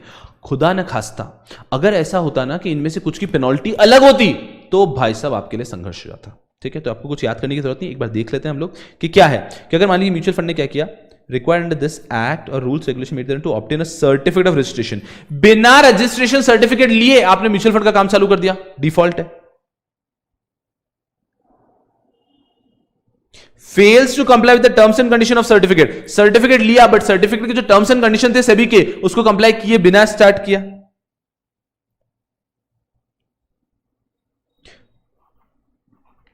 Fails to make an application for listing. कुछ केसेस में लिस्टिंग मैंडेटरी होती है, कुछ केसेस में आपकी लिस्टिंग मैंडेटरी होती है। ये आप आई थिंक, हाँ नहीं, सीए के सिलेबस में वो सब है ही नहीं। रीट वगैरह, real estate investment trust, infrastructure investment trust, इनमें कुछ ऐसे केसेस आते हैं जहां पे आपको अपने यूनिट्स को लिस्ट कराना है मैंडेटरीली। जैसे कि कंपनी के शेयर्स लिस्ट होते हैं स्टॉक एक्सचेंज पे, वैसे इन्हें भी लिस्टिंग मैंडेटरी होती है। तो अगर आपको लिस्टिंग मैंडेटरी और आपने नहीं करवाई है, registered as CIS including mutual fund fails to refund the application money. आपके इन्वेस्टर्स की एप्लीकेशन मनी आपको रिफंड करनी थी, मिनिमम सब्सक्रिप्शन या ऐसे किसी केस में, और आपने रिफंड नहीं किए। Fails to invest money collected by the scheme, कि अगर आपको इन्वेस्ट करना था, आपने म्यूचुअल फंड के नाम पे लोगों से पैसा लिया है, अब आप उसको इन्वेस्ट करोगे, आपने इन्वेस्ट नहीं किया, तो वो सब भी यहां पे कवर होता है। फोकस करना, यहां पे एक चीज ध्यान के रखनी है, penalty for certain default in case of mutual fund including CIS etcetera. यहां पे म्यूचुअल फंड के अलावा दूसरी स्कीम्स पे आती है, कलेक्टिव इन्वेस्टमेंट स्कीम्स वगैरह। तो बस ये एक चीज ध्यान रखना है, लिख लो वहां पे penalty for certain default in case of mutual fund bracket including CIS etcetera, कि सीआईएस वगैरह किसी और भी एंटिटी ने डिफॉल्ट किया तो वो भी इसी प्रोविजन में आएगा। और पेनल्टी क्या होगी जी? Minimum 1 lakh, maximum 1 lakh per day up to 1 crore. बहुत बढ़िया, इंक्लूडिंग सीआईएस। फिर penalty for failure to observe rules and regulation by asset management company, same कि एसेट मैनेजमेंट कंपनी ने भी अगर रूल रेगुलेशन फॉलो नहीं किए तो उस पर भी क्या होगा? Minimum 1 lakh, maximum 1 lakh per day up to 1 crore. यहां तक तो सब कुछ सेम था। ये आया पहला जिसने अलग किया कुछ, default in case of alternative investment fund, infrastructure investment trust and real estate investment trust. क्या लिखा है कि इन्होंने भी कोई एक्ट फॉलो नहीं किया, रूल्स फॉलो नहीं किए, रेगुलेशन फॉलो नहीं किए, बोर्ड के डायरेक्शन फॉलो नहीं किए, तो इन पे क्या लग जाएगा? इन पे minimum 1 lakh up to maximum 1 lakh per day up to 1 crore. ये तो है ही है, और 3 times of profit made whichever is higher. फिर आ जाता है investment adviser, same investment adviser research analyst, इन्होंने भी अपने रूल्स रेगुलेशन को अगर वायलेशन किया है तो इनके ऊपर भी same minimum 1 lakh, maximum 1 lakh per day up to 1 CR, कुछ भी नहीं पढ़ने का। फिर स्टॉक ब्रोकर, ये हमने अच्छे से पढ़ा कि स्टॉक ब्रोकर में 3 टाइप के डिफॉल्ट है। एक है contract note related default, delivery and payment related default, और एक्सेस ब्रोकरेज चार्ज। तो अगर मान लीजिए सबसे पहला वाला लेते हैं कि कॉन्ट्रैक्ट नोट रिलेटेड डिफॉल्ट है तो मिनिमम 1 लाख, मैक्सिमम 1 CR, खत्म। ठीक है। दूसरा आ जाता है कि अगर डिफॉल्ट है for payment and delivery related, payment and delivery related default है तो same 1 lakh minimum, maximum 1 lakh per day up to 1 crore, और लास्ट एक्सेस ब्रोकरेज चार्ज, तो minimum 1 lakh, maximum 5 times of excess brokerage charge. Penalty for insider trading, अब 3 आ जाते हैं एक जैसे, insider trading, penalty for not disclosing the shares acquired and unfair trade practice, 3 आ जाते हैं। 3 में से insider trading and penalty for not disclosing the shares acquired तो सेम है, क्या? मिनिमम 10 लाख, मैक्सिमम 25 करोड़ और 3 times of profit made whichever is higher. इसमें 15G का भी सेम है और नेक्स्ट का भी सेम है, non disclosure of acquisition of shares.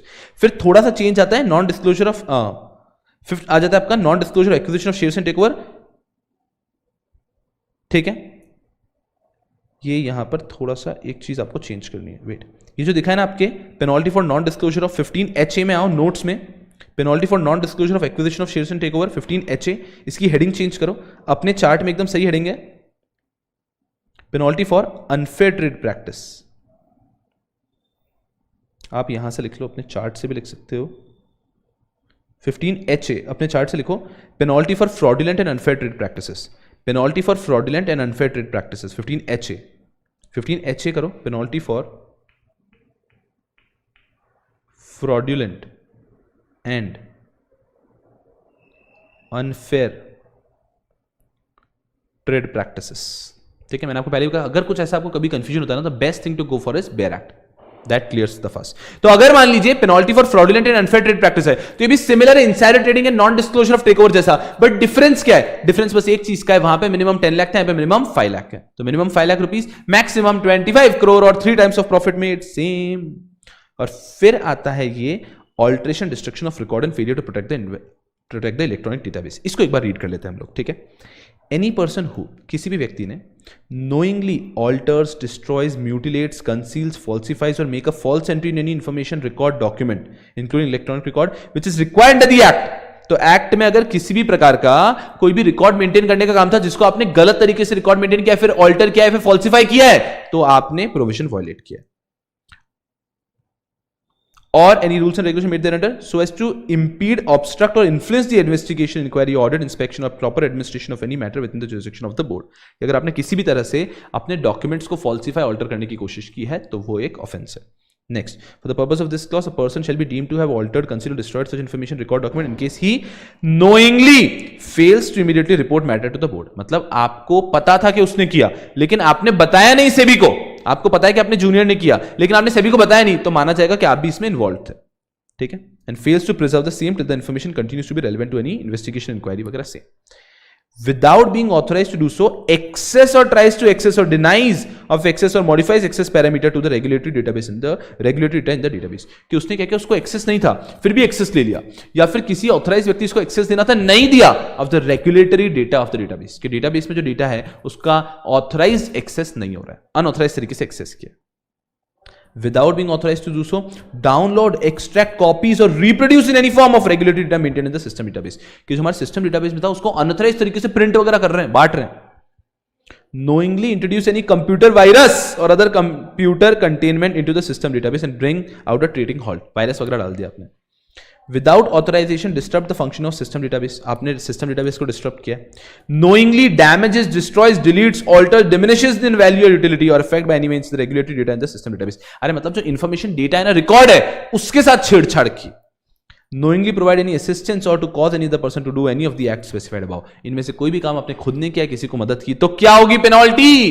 Penalty हम लिख चुके हैं, थोड़ा सा मिक्स पेनल्टी है, not less than 1 lakh which may extend to 10 crore or 3 times of the profit made whichever is higher। In this expression, the expression computer contaminant, computer virus and damage shall have the meaning respectively assigned to them under section 643 of Information Technology Act। बहुत ही बढ़िया। चलिए, इस पूरे section के अंदर ये जो हमारा लास्ट है 15HAA पेनल्टी का लास्ट है ना, इसके बाद तो दूसरे प्रोविजन आते हैं, मतलब हम उसको इसी चार्ट में लेते हैं, लेकिन हम पेनल्टी का जो पिनल प्रोविजन है वो खत्म हो गया। इसका क्या कहना है, किसी भी तरह से रिकॉर्ड्स के साथ अनऑथराइज तरीके की छेड़छाड़ की गई है तो वो इस प्रोविजन में कवर होगा, वो इस प्रोविजन में कवर होगा। क्लियर है? यहां पे बेटा जी होते हैं आपके चारों सेक्शन को छोड़ के, जो आगे के 4 सेक्शन बाकी है उनको छोड़ के आपका पूरा का पूरा ये चार्ट खत्म हो जाता है। देखो बेटा जी, ये इस चार्ट का टारगेट था, जिसके अंदर मुझे पता है कि हर एक बच्चे को टेंशन किसका था, पेनल्टी कैसे याद करेंगे। टेंशन ऐसा नहीं है, उसको इरिटेशन होता है, he doesn't like to read penalties, but trust me now you don't have to read the penalties ever again. सिर्फ जो हमने चार्ट बनाया ना, चार्ट 4, सिर्फ आपको वो पढ़ना है और कुछ भी नहीं पढ़ना है। वो पढ़ने में आपकी सारी पेनल्टीज इतनी समराइज वे में कंप्लीट हो जाएगी। आई थिंक नोट्स के 4-5 पेज होंगे वो। क्लियर है?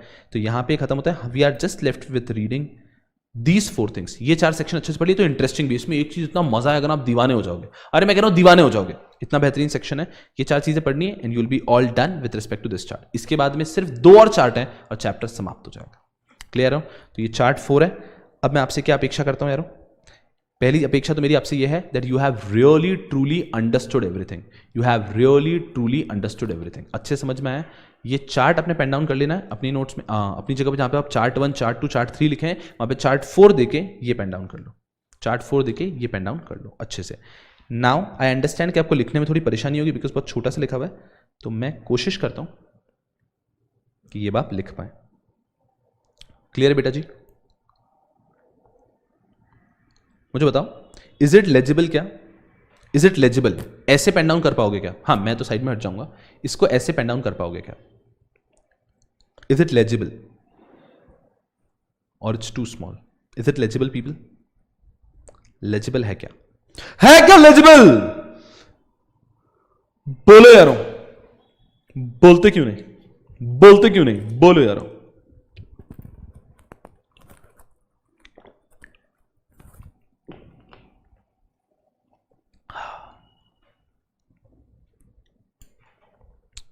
लेजिबल है क्या? बहुत बेहतरीन, बेहतरीन। इसे पूरा पेन डाउन कर लोगे और सुनना मेरी बात।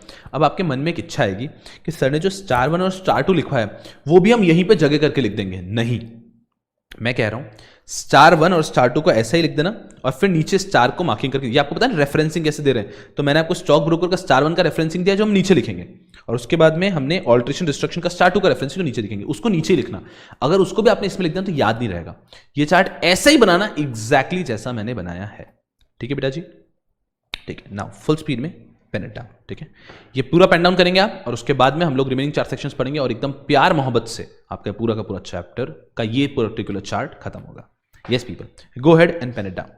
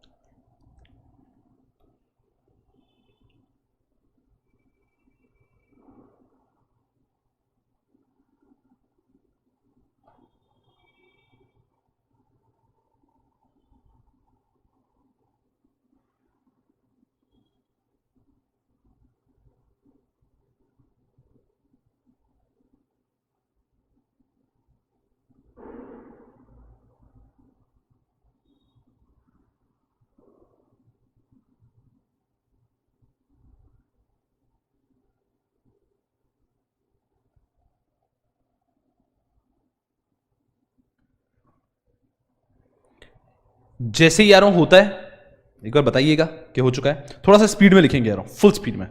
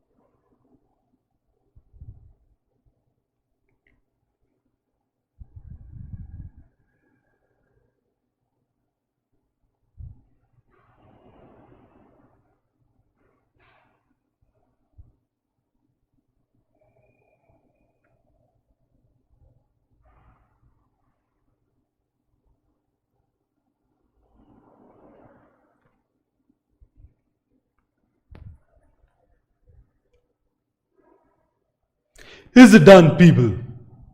बोलो हाँ।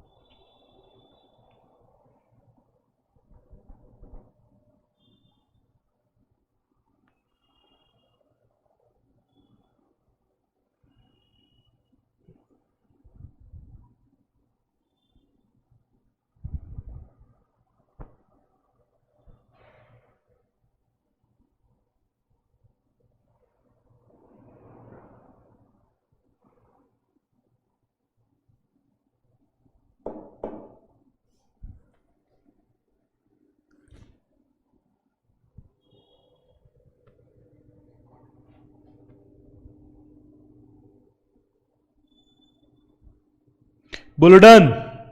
जैन साहब हो चुका है क्या?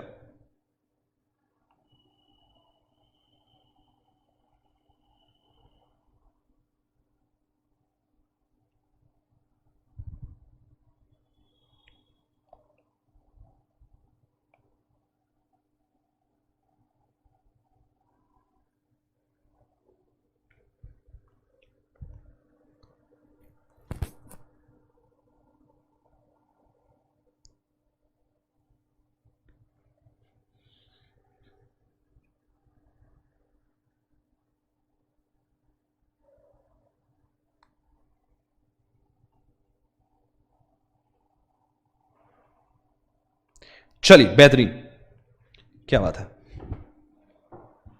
अब यारों लिए चलते हैं आपको, pen this thing down, *1 *2,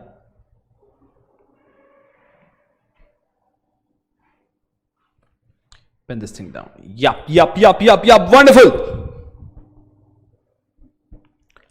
Wonderful, wonderful, wonderful.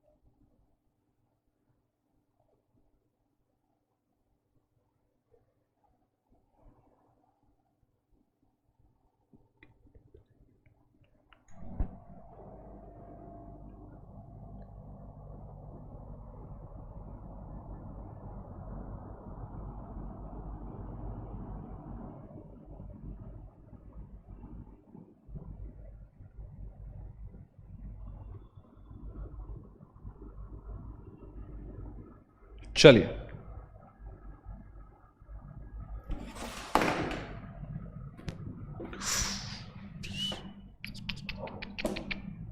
चलिए यार,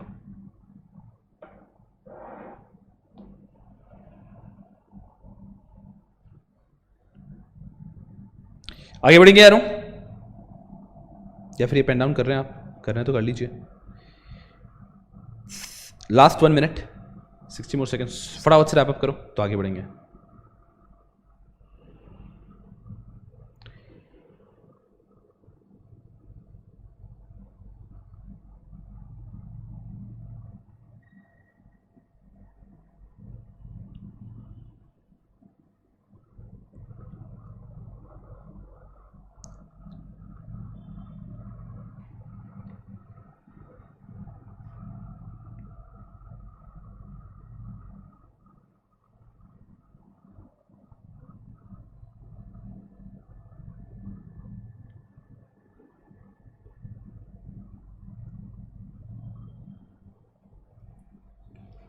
चलिए तो यारों, ऐसी स्थिति पे हम लोग हैं कि हम लोग ये पूरे यहां तक पढ़ चुके हैं और यही संघर्षमय सेक्शंस थे।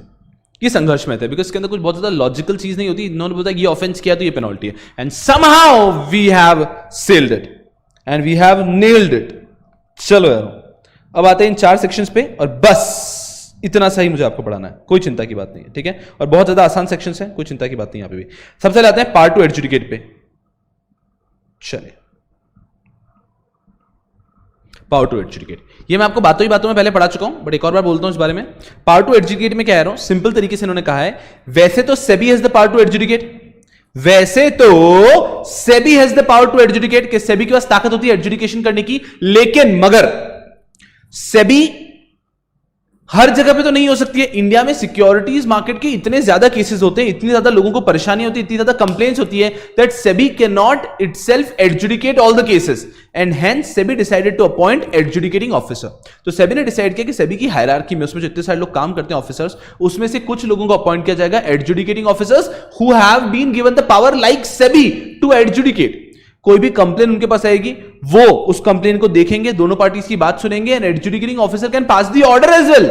Adjudicating officer can pass the order as well, fine वगैरह पेनल्टी इंपोज कर सकता है adjudicating officer. So adjudicating officer will have power like SEBI, so that speedy redressal हो, इस कारण से फंडा लाया गया। तो that is what is written here. Let's see part to adjudicate on the matters related to, क्या लिखा है, सिंपल देखो, for the purpose of adjudging under 15A B C D E E A ये सब, ये क्या जो हमने अभी पढ़े थे सारे, ठीक है।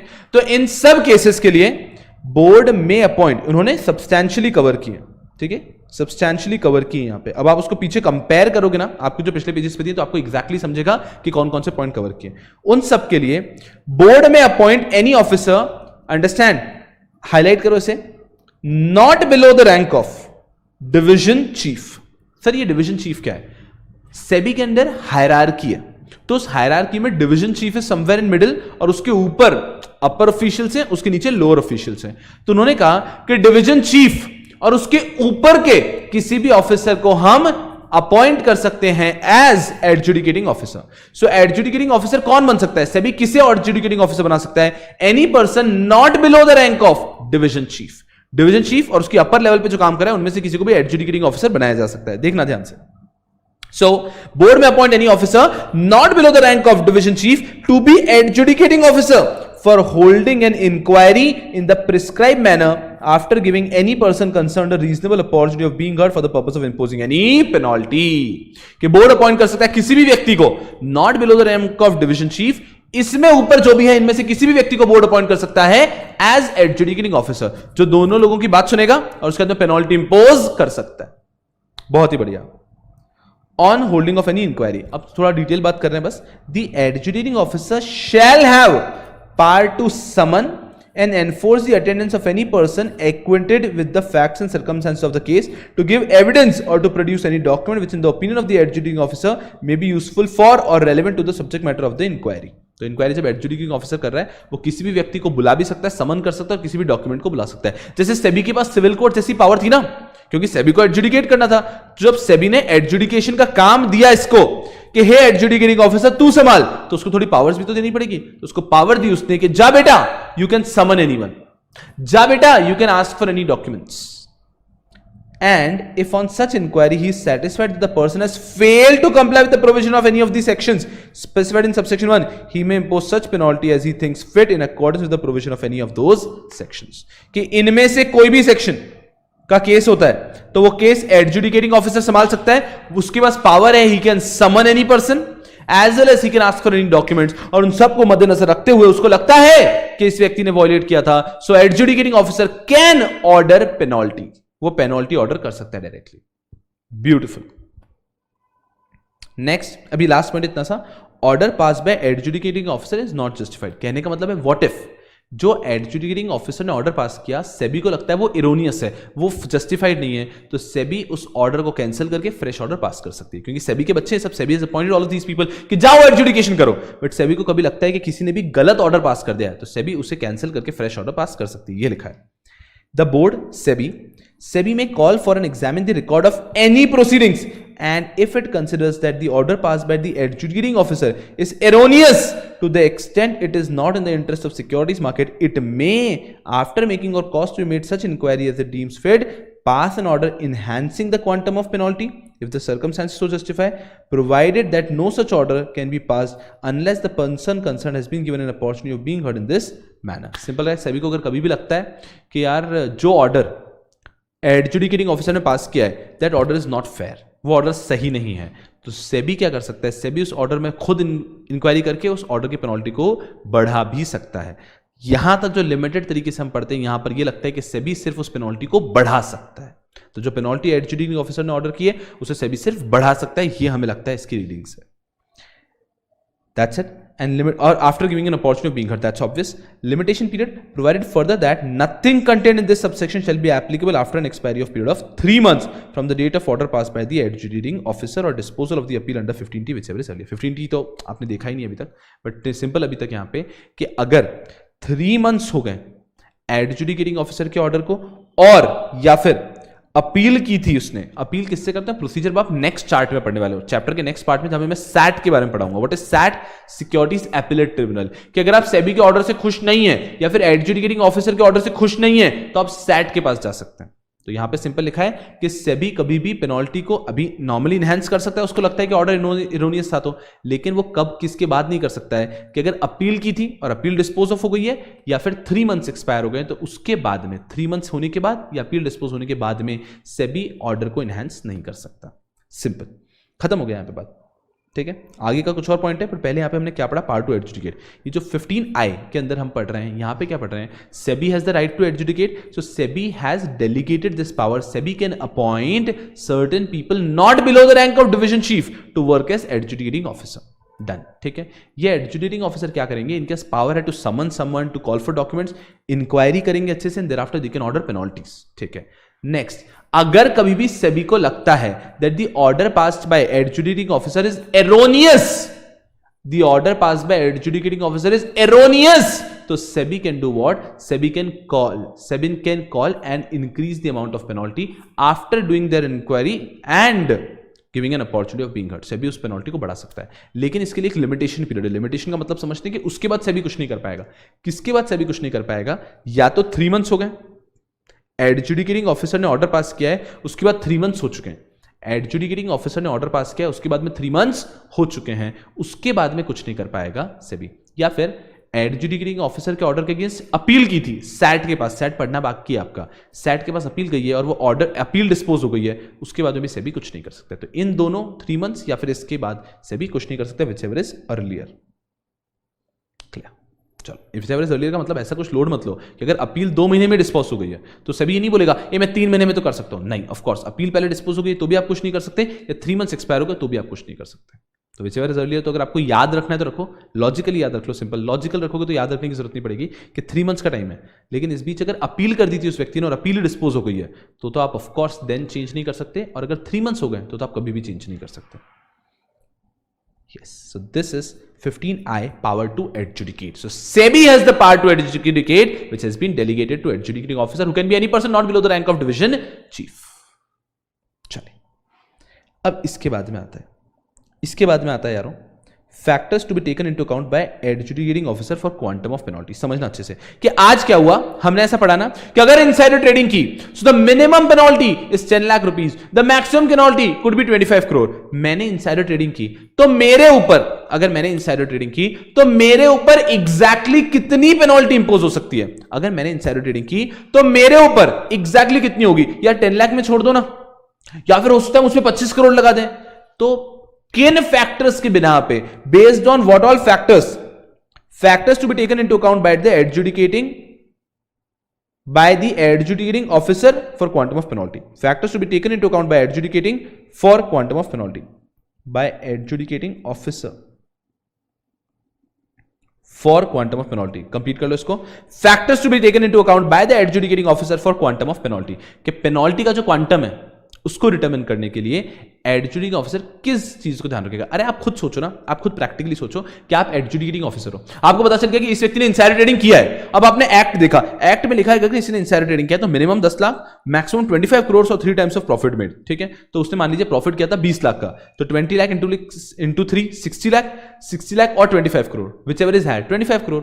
तो आपके पास एक रेंज है कि आप उस पर 10 लाख से 25 करोड़ तक कितना भी पेनल्टी इंपोज कर सकते हो। तो आप किस तरह से डिटरमिन करोगे कि यार क्या अमाउंट ऑफ पेनल्टी इंपोज करना है? That is the point.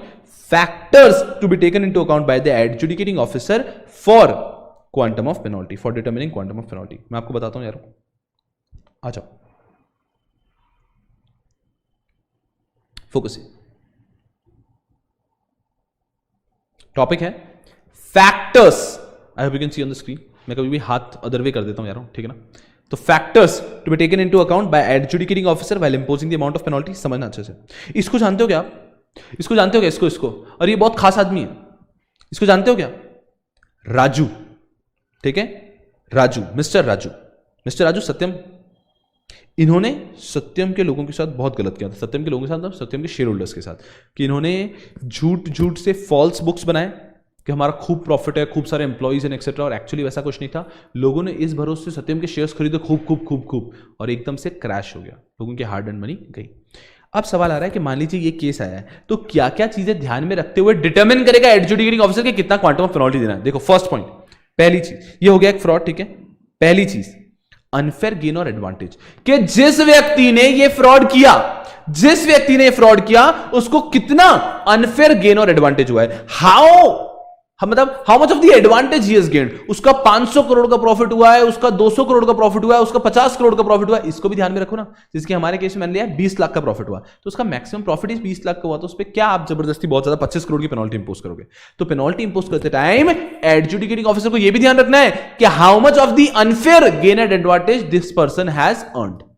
दूसरी चीज, हाउ मच ऑफ द, ये तो हो गया, the amount of disproportionate gain और unfair advantage variable quantifiable made as a result of the default, कि डिफॉल्ट करके मुझे कितना फायदा हुआ है। दूसरा, मुझे फायदा हुआ नहीं हुआ, इन लोगों को, जनता को कितना नुकसान हुआ है, loss, the amount of loss cost to the investor और group of investor as a result of the default. कि ये देखा जाएगा दो चीजें, क्या कि एक तो हमें उसको कितना फायदा हुआ वो देखेंगे, और दूसरा जनता को कितना नुकसान हुआ इसके फ्रॉड के कारण जनता को कितना नुकसान हुआ ये भी देखेंगे। ठीक है, तो ये दो चीजें देखी जाएगी कि डिसप्रोपोर्शनेट गेन और advantage, and second the amount of loss cost to the investor. और तीसरी चीज, इनको जानते होगे ना, इनको जानते हो ना, गधों, अनिल कपूर की बात नहीं कर रहा हूं आखिरी फोटो में, ये हैं हमारे प्यारे Dawood. What I am trying to say is the third point is the repetitive nature of the default, कि अगर एक व्यक्ति डिफॉल्ट इनसाइडर ट्रेडिंग 2 बार 3 बार 4 बार कर लिया, उससे चौथी बार आया, तो आप उस पर कम पेनल्टी लगाओगे क्या? कम penalty? Of course not. If a person is committing the default again and again, तो उसके ऊपर ऑफ कोर्स पेनल्टी का अमाउंट फिर आप ज्यादा लगाओगे। तो रिपीटेटिव नेचर, और किसी ने फर्स्ट टाइम ऑफेंडर है तो शायद आप थोड़ा सा कम लगाओगे। तो ये 3 फैक्टर्स हैं जो ध्यान में रखते हुए adjudicating officer has to determine the amount of penalty. उसको रेंज दी जाती है, एक्ट उसको रेंज देता है कि दिस इज द रेंज, उस रेंज में एग्जैक्टली क्या अमाउंट ऑफ पेनल्टी रखनी है ये तो एडजुडिकेटिंग ऑफिसर खुद डिसाइड करेगा। ये एडजुडिकेटिंग ऑफिसर खुद डिसाइड करेगा, और जब वो खुद डिसाइड कर रहा है, एडजुडिकेटिंग ऑफिसर खुद डिसाइड कर रहा है, तो उनको इन 3 फैक्टर्स का ध्यान रखना है, the amount of disproportionate gain और unfair advantage, the amount of loss cost to investor और group of investor, and repetitive nature of default. चलो नोट्स में आता है, यस क्या लिखा है देखो यहां पे, ये लैपटॉप बात मानना, लैपटॉप मेरी बात नहीं मान रहा यार, ए हाँ हाँ हाँ हाँ मान रहा है। चलो देखो यार, जो हमने पढ़ा है वही लिखा है, factors to be taken into account by the adjudicating officer for quantum of penalty. क्या है? पहला, the amount of disproportionate gain और unfair advantage wherever quantifiable, amount of loss cost to investor और group of investor and repetitive nature of default. ये तीन factors को मद्देनजर रखते हुए एडजुडिकेटिंग ऑफिसर डिसाइड करेगा कि आप पे एग्जैक्ट अमाउंट ऑफ पेनल्टी क्या रखना है। What has to be the exact amount of penalty on you, okay, and the power to adjudge the quantum of penalty under section this shall be and always be deemed to have been exercised under the provision of this section. That's okay, ठीक है, तो ये चीजें ध्यान में रखेंगे। Next sir, ये जो पेनल्टी आएगी कहां जाएगी? All the sum realized by way of penalty under this act shall be credited to the consolidated fund of India. Consolidated fund of India, सारी पेनल्टीज वहीं आती है, तो ये पेनल्टी भी वहीं जाएगी, ठीक है। 15J और लास्ट सेक्शन आ जाता है आपका। देखो हमारे पहले पूरा पेनल्टीज के सेक्शन है, ये चार सपोर्टिव सेक्शंस आते हैं। चार में सबसे पहला क्या आता है? पार्ट टू एडजुडिकेट, जिसमें SEBI appoints adjudicating officer not below the level of divisional chief के, जाओ लड़ो बेटा, तुम हैंडल करो पूरा काम, और सेबी उनके ऑर्डर्स को एरोनियस हैं तो इंक्रीज भी कर सकता है। फिर नेक्स्ट क्या आ जाता है हमारा नेक्स्ट आता है factors to be taken into account by adjudicating officer. क्या क्या फैक्टर्स को ध्यान में रखते हुए पेनल्टी इंपोज करेगा? तो पढ़ लिया हमने, डिस्प्रोपोर्शनेट गेन और एडवांटेज, ठीक है, amount of loss cost to the investor and repetitive nature of default. ये तो आप भूल ही नहीं पाओगे, रिपीटेटिव, दाऊद को कैसे भूल जाओगे यार ये। और फिर तीसरा हम देखते हैं ये पैसे जाता कहां है? कंसोलिडेटेड फंड ऑफ इंडिया में। और लास्ट सेक्शन इस सीरीज का, इस चैप्टर का, इस दिन का जो है, that is 15JB, settlement of administrative and civil proceedings. Settlement of administrative and civil proceedings एकदम शांति से पढ़ेंगे, मन लाके पढ़ेंगे। इसके बाद में पूरी दुनिया ही बदल जाएगी, इसके बाद में पूरी दुनिया बदल जाएगी। सैट पे आ जाएंगे और सिर्फ 2 और chart and the chapter is going to be over, right. चलिए सेटलमेंट पे आता है। अगर कोई भी व्यक्ति चाहता है कि यार उससे कुछ ऑफेंस हो चुका है और वो सेटलमेंट करना चाहता है, तो उसके लिए वो एप्लीकेशन दे सकता है अंडर 15JB। देखते हैं क्या लिखा है। Settlement of administrative and civil proceeding, filing of an application, any person against whom any proceedings have been initiated or may be initiated under section 11, 11B, 11D, subsection 3 of section 12 or 15I. तो 11, 11B, 11D, subsection 3 of section 12 or 15I may file an application in writing to the board SEBI proposing for settlement of the proceeding initiated or to be initiated by for the alleged default. तो अगर आपके against proceeding start हो चुकी है, अभी तक proceeding चलने वाली है, ऐसा नहीं है कि you have been held guilty, आपको बस नोटिस आया है, आपके अगेंस्ट प्रोसीडिंग स्टार्ट हुई है, या फिर आपके अगेंस्ट अभी तक प्रोसीडिंग स्टार्ट भी नहीं हुई है बट आपको पता चल गया अरे हाँ यार ये तो मैंने डिफॉल्ट कर दिया। तो अगर प्रोसीडिंग स्टार्ट भी नहीं हुई है, या फिर स्टार्ट हुई नहीं है, या फिर स्टार्टेड भी हुई है, उस समय पे you can make an application for settlement.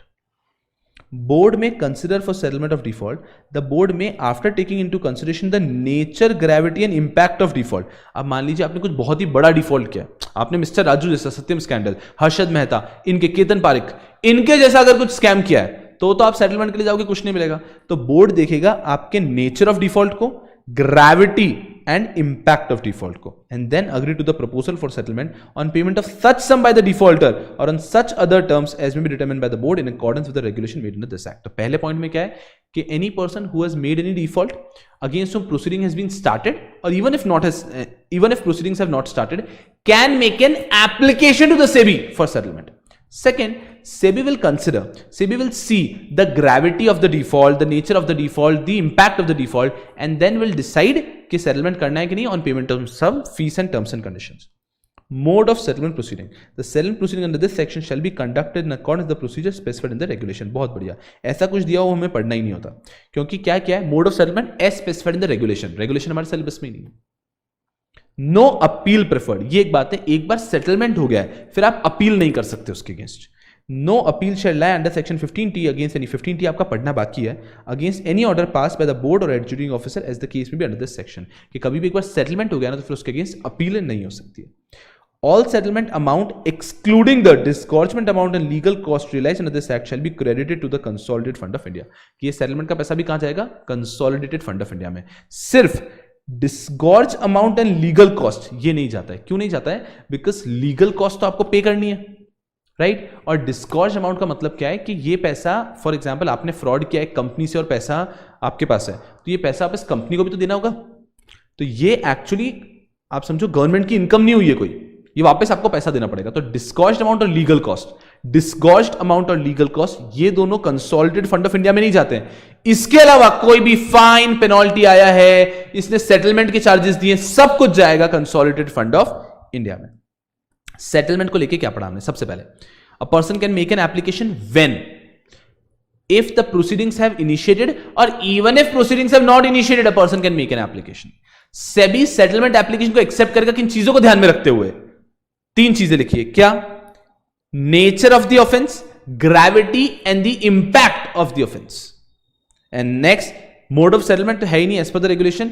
Appeal हो सकती है कि नहीं? सेटलमेंट ऑर्डर के अगेंस्ट अपील नहीं हो सकती. एंड लास्ट, जो भी सेटलमेंट का पैसा है वो पूरा जाता है कंसोलिडेटेड फंड ऑफ इंडिया में except for disgorged amount and legal cost. मैं चाहता हूं इसको आप हाईलाइट कर लो, ये एग्जाम में कहीं आपको फोड़ ना दे, बस ये ध्यान रखो कि all the settlement amount excluding the disgorged amount and legal cost will go to consolidated fund of India. Are you all with me? Are you all with me?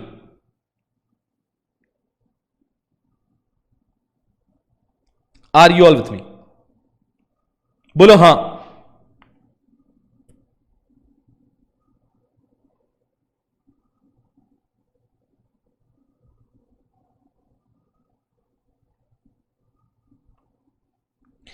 ये जो मैं लिख रहा हूं इसे पेन डाउन कर दो अपने वहीं पे, जहां पे आपने पूरी पेनल्टी लिखी है, जहां पे खत्म हुआ है, इसके बाद में ये भी पेन डाउन कर लो, ताकि अगर आप सिर्फ उससे भी चार्ट से रिवाइज करना चाहोगे तो हाँ, पार्ट 2 एडजुडिकेट था. इसके अंदर क्या था? That the SEBI can appoint an adjudicating officer not below the rank of division chief.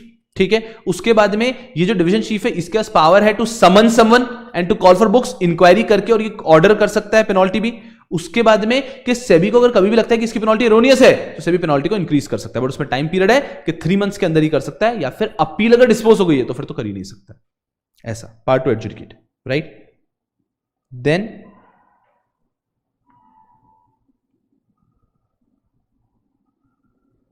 Factors to B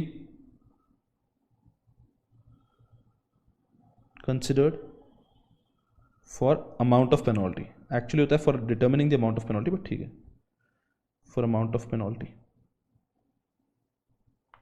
उसके बाद में आता है कि पैसा जाएगा कहां पे? अजी पैसा जाएगा crediting some realised by way of penalty to consolidated fund of India.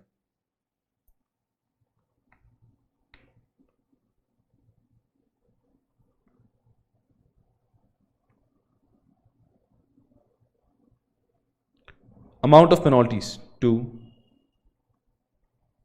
Consolidated fund of India. बहुत बढ़िया. और लास्ट में आता है आपका जेबी, that is settlement. Settlement, yes, just pen this thing down there. And यहां पे आपका इसके ऊपर आपने पूरी हेडिंग दी होगी आई गेस. ये जहां पे आपने ड्रॉ किया ना पूरा चार्ट, इसके ऊपर हेडिंग दे देना बेटा जी आपका chart 4. This is your 4th chart and this is how you are going ahead with the chapter. Chart सुनो, जब मैं चार्ट बोलता हूं it need not exactly be a chart actually, but I just divide the chapter, part A, part B, part 3. तो ये chart 4 हो गया. सिर्फ 2 और चार्ट और आपका पूरा एक्ट खत्म हो जाएगा. I hope you are with me and you are thoroughly enjoying the subject, right? So that'll be all from my end. Thank you so much for your nice patience, and I'll see you people tomorrow with the next part. Thank you so much. Bye bye.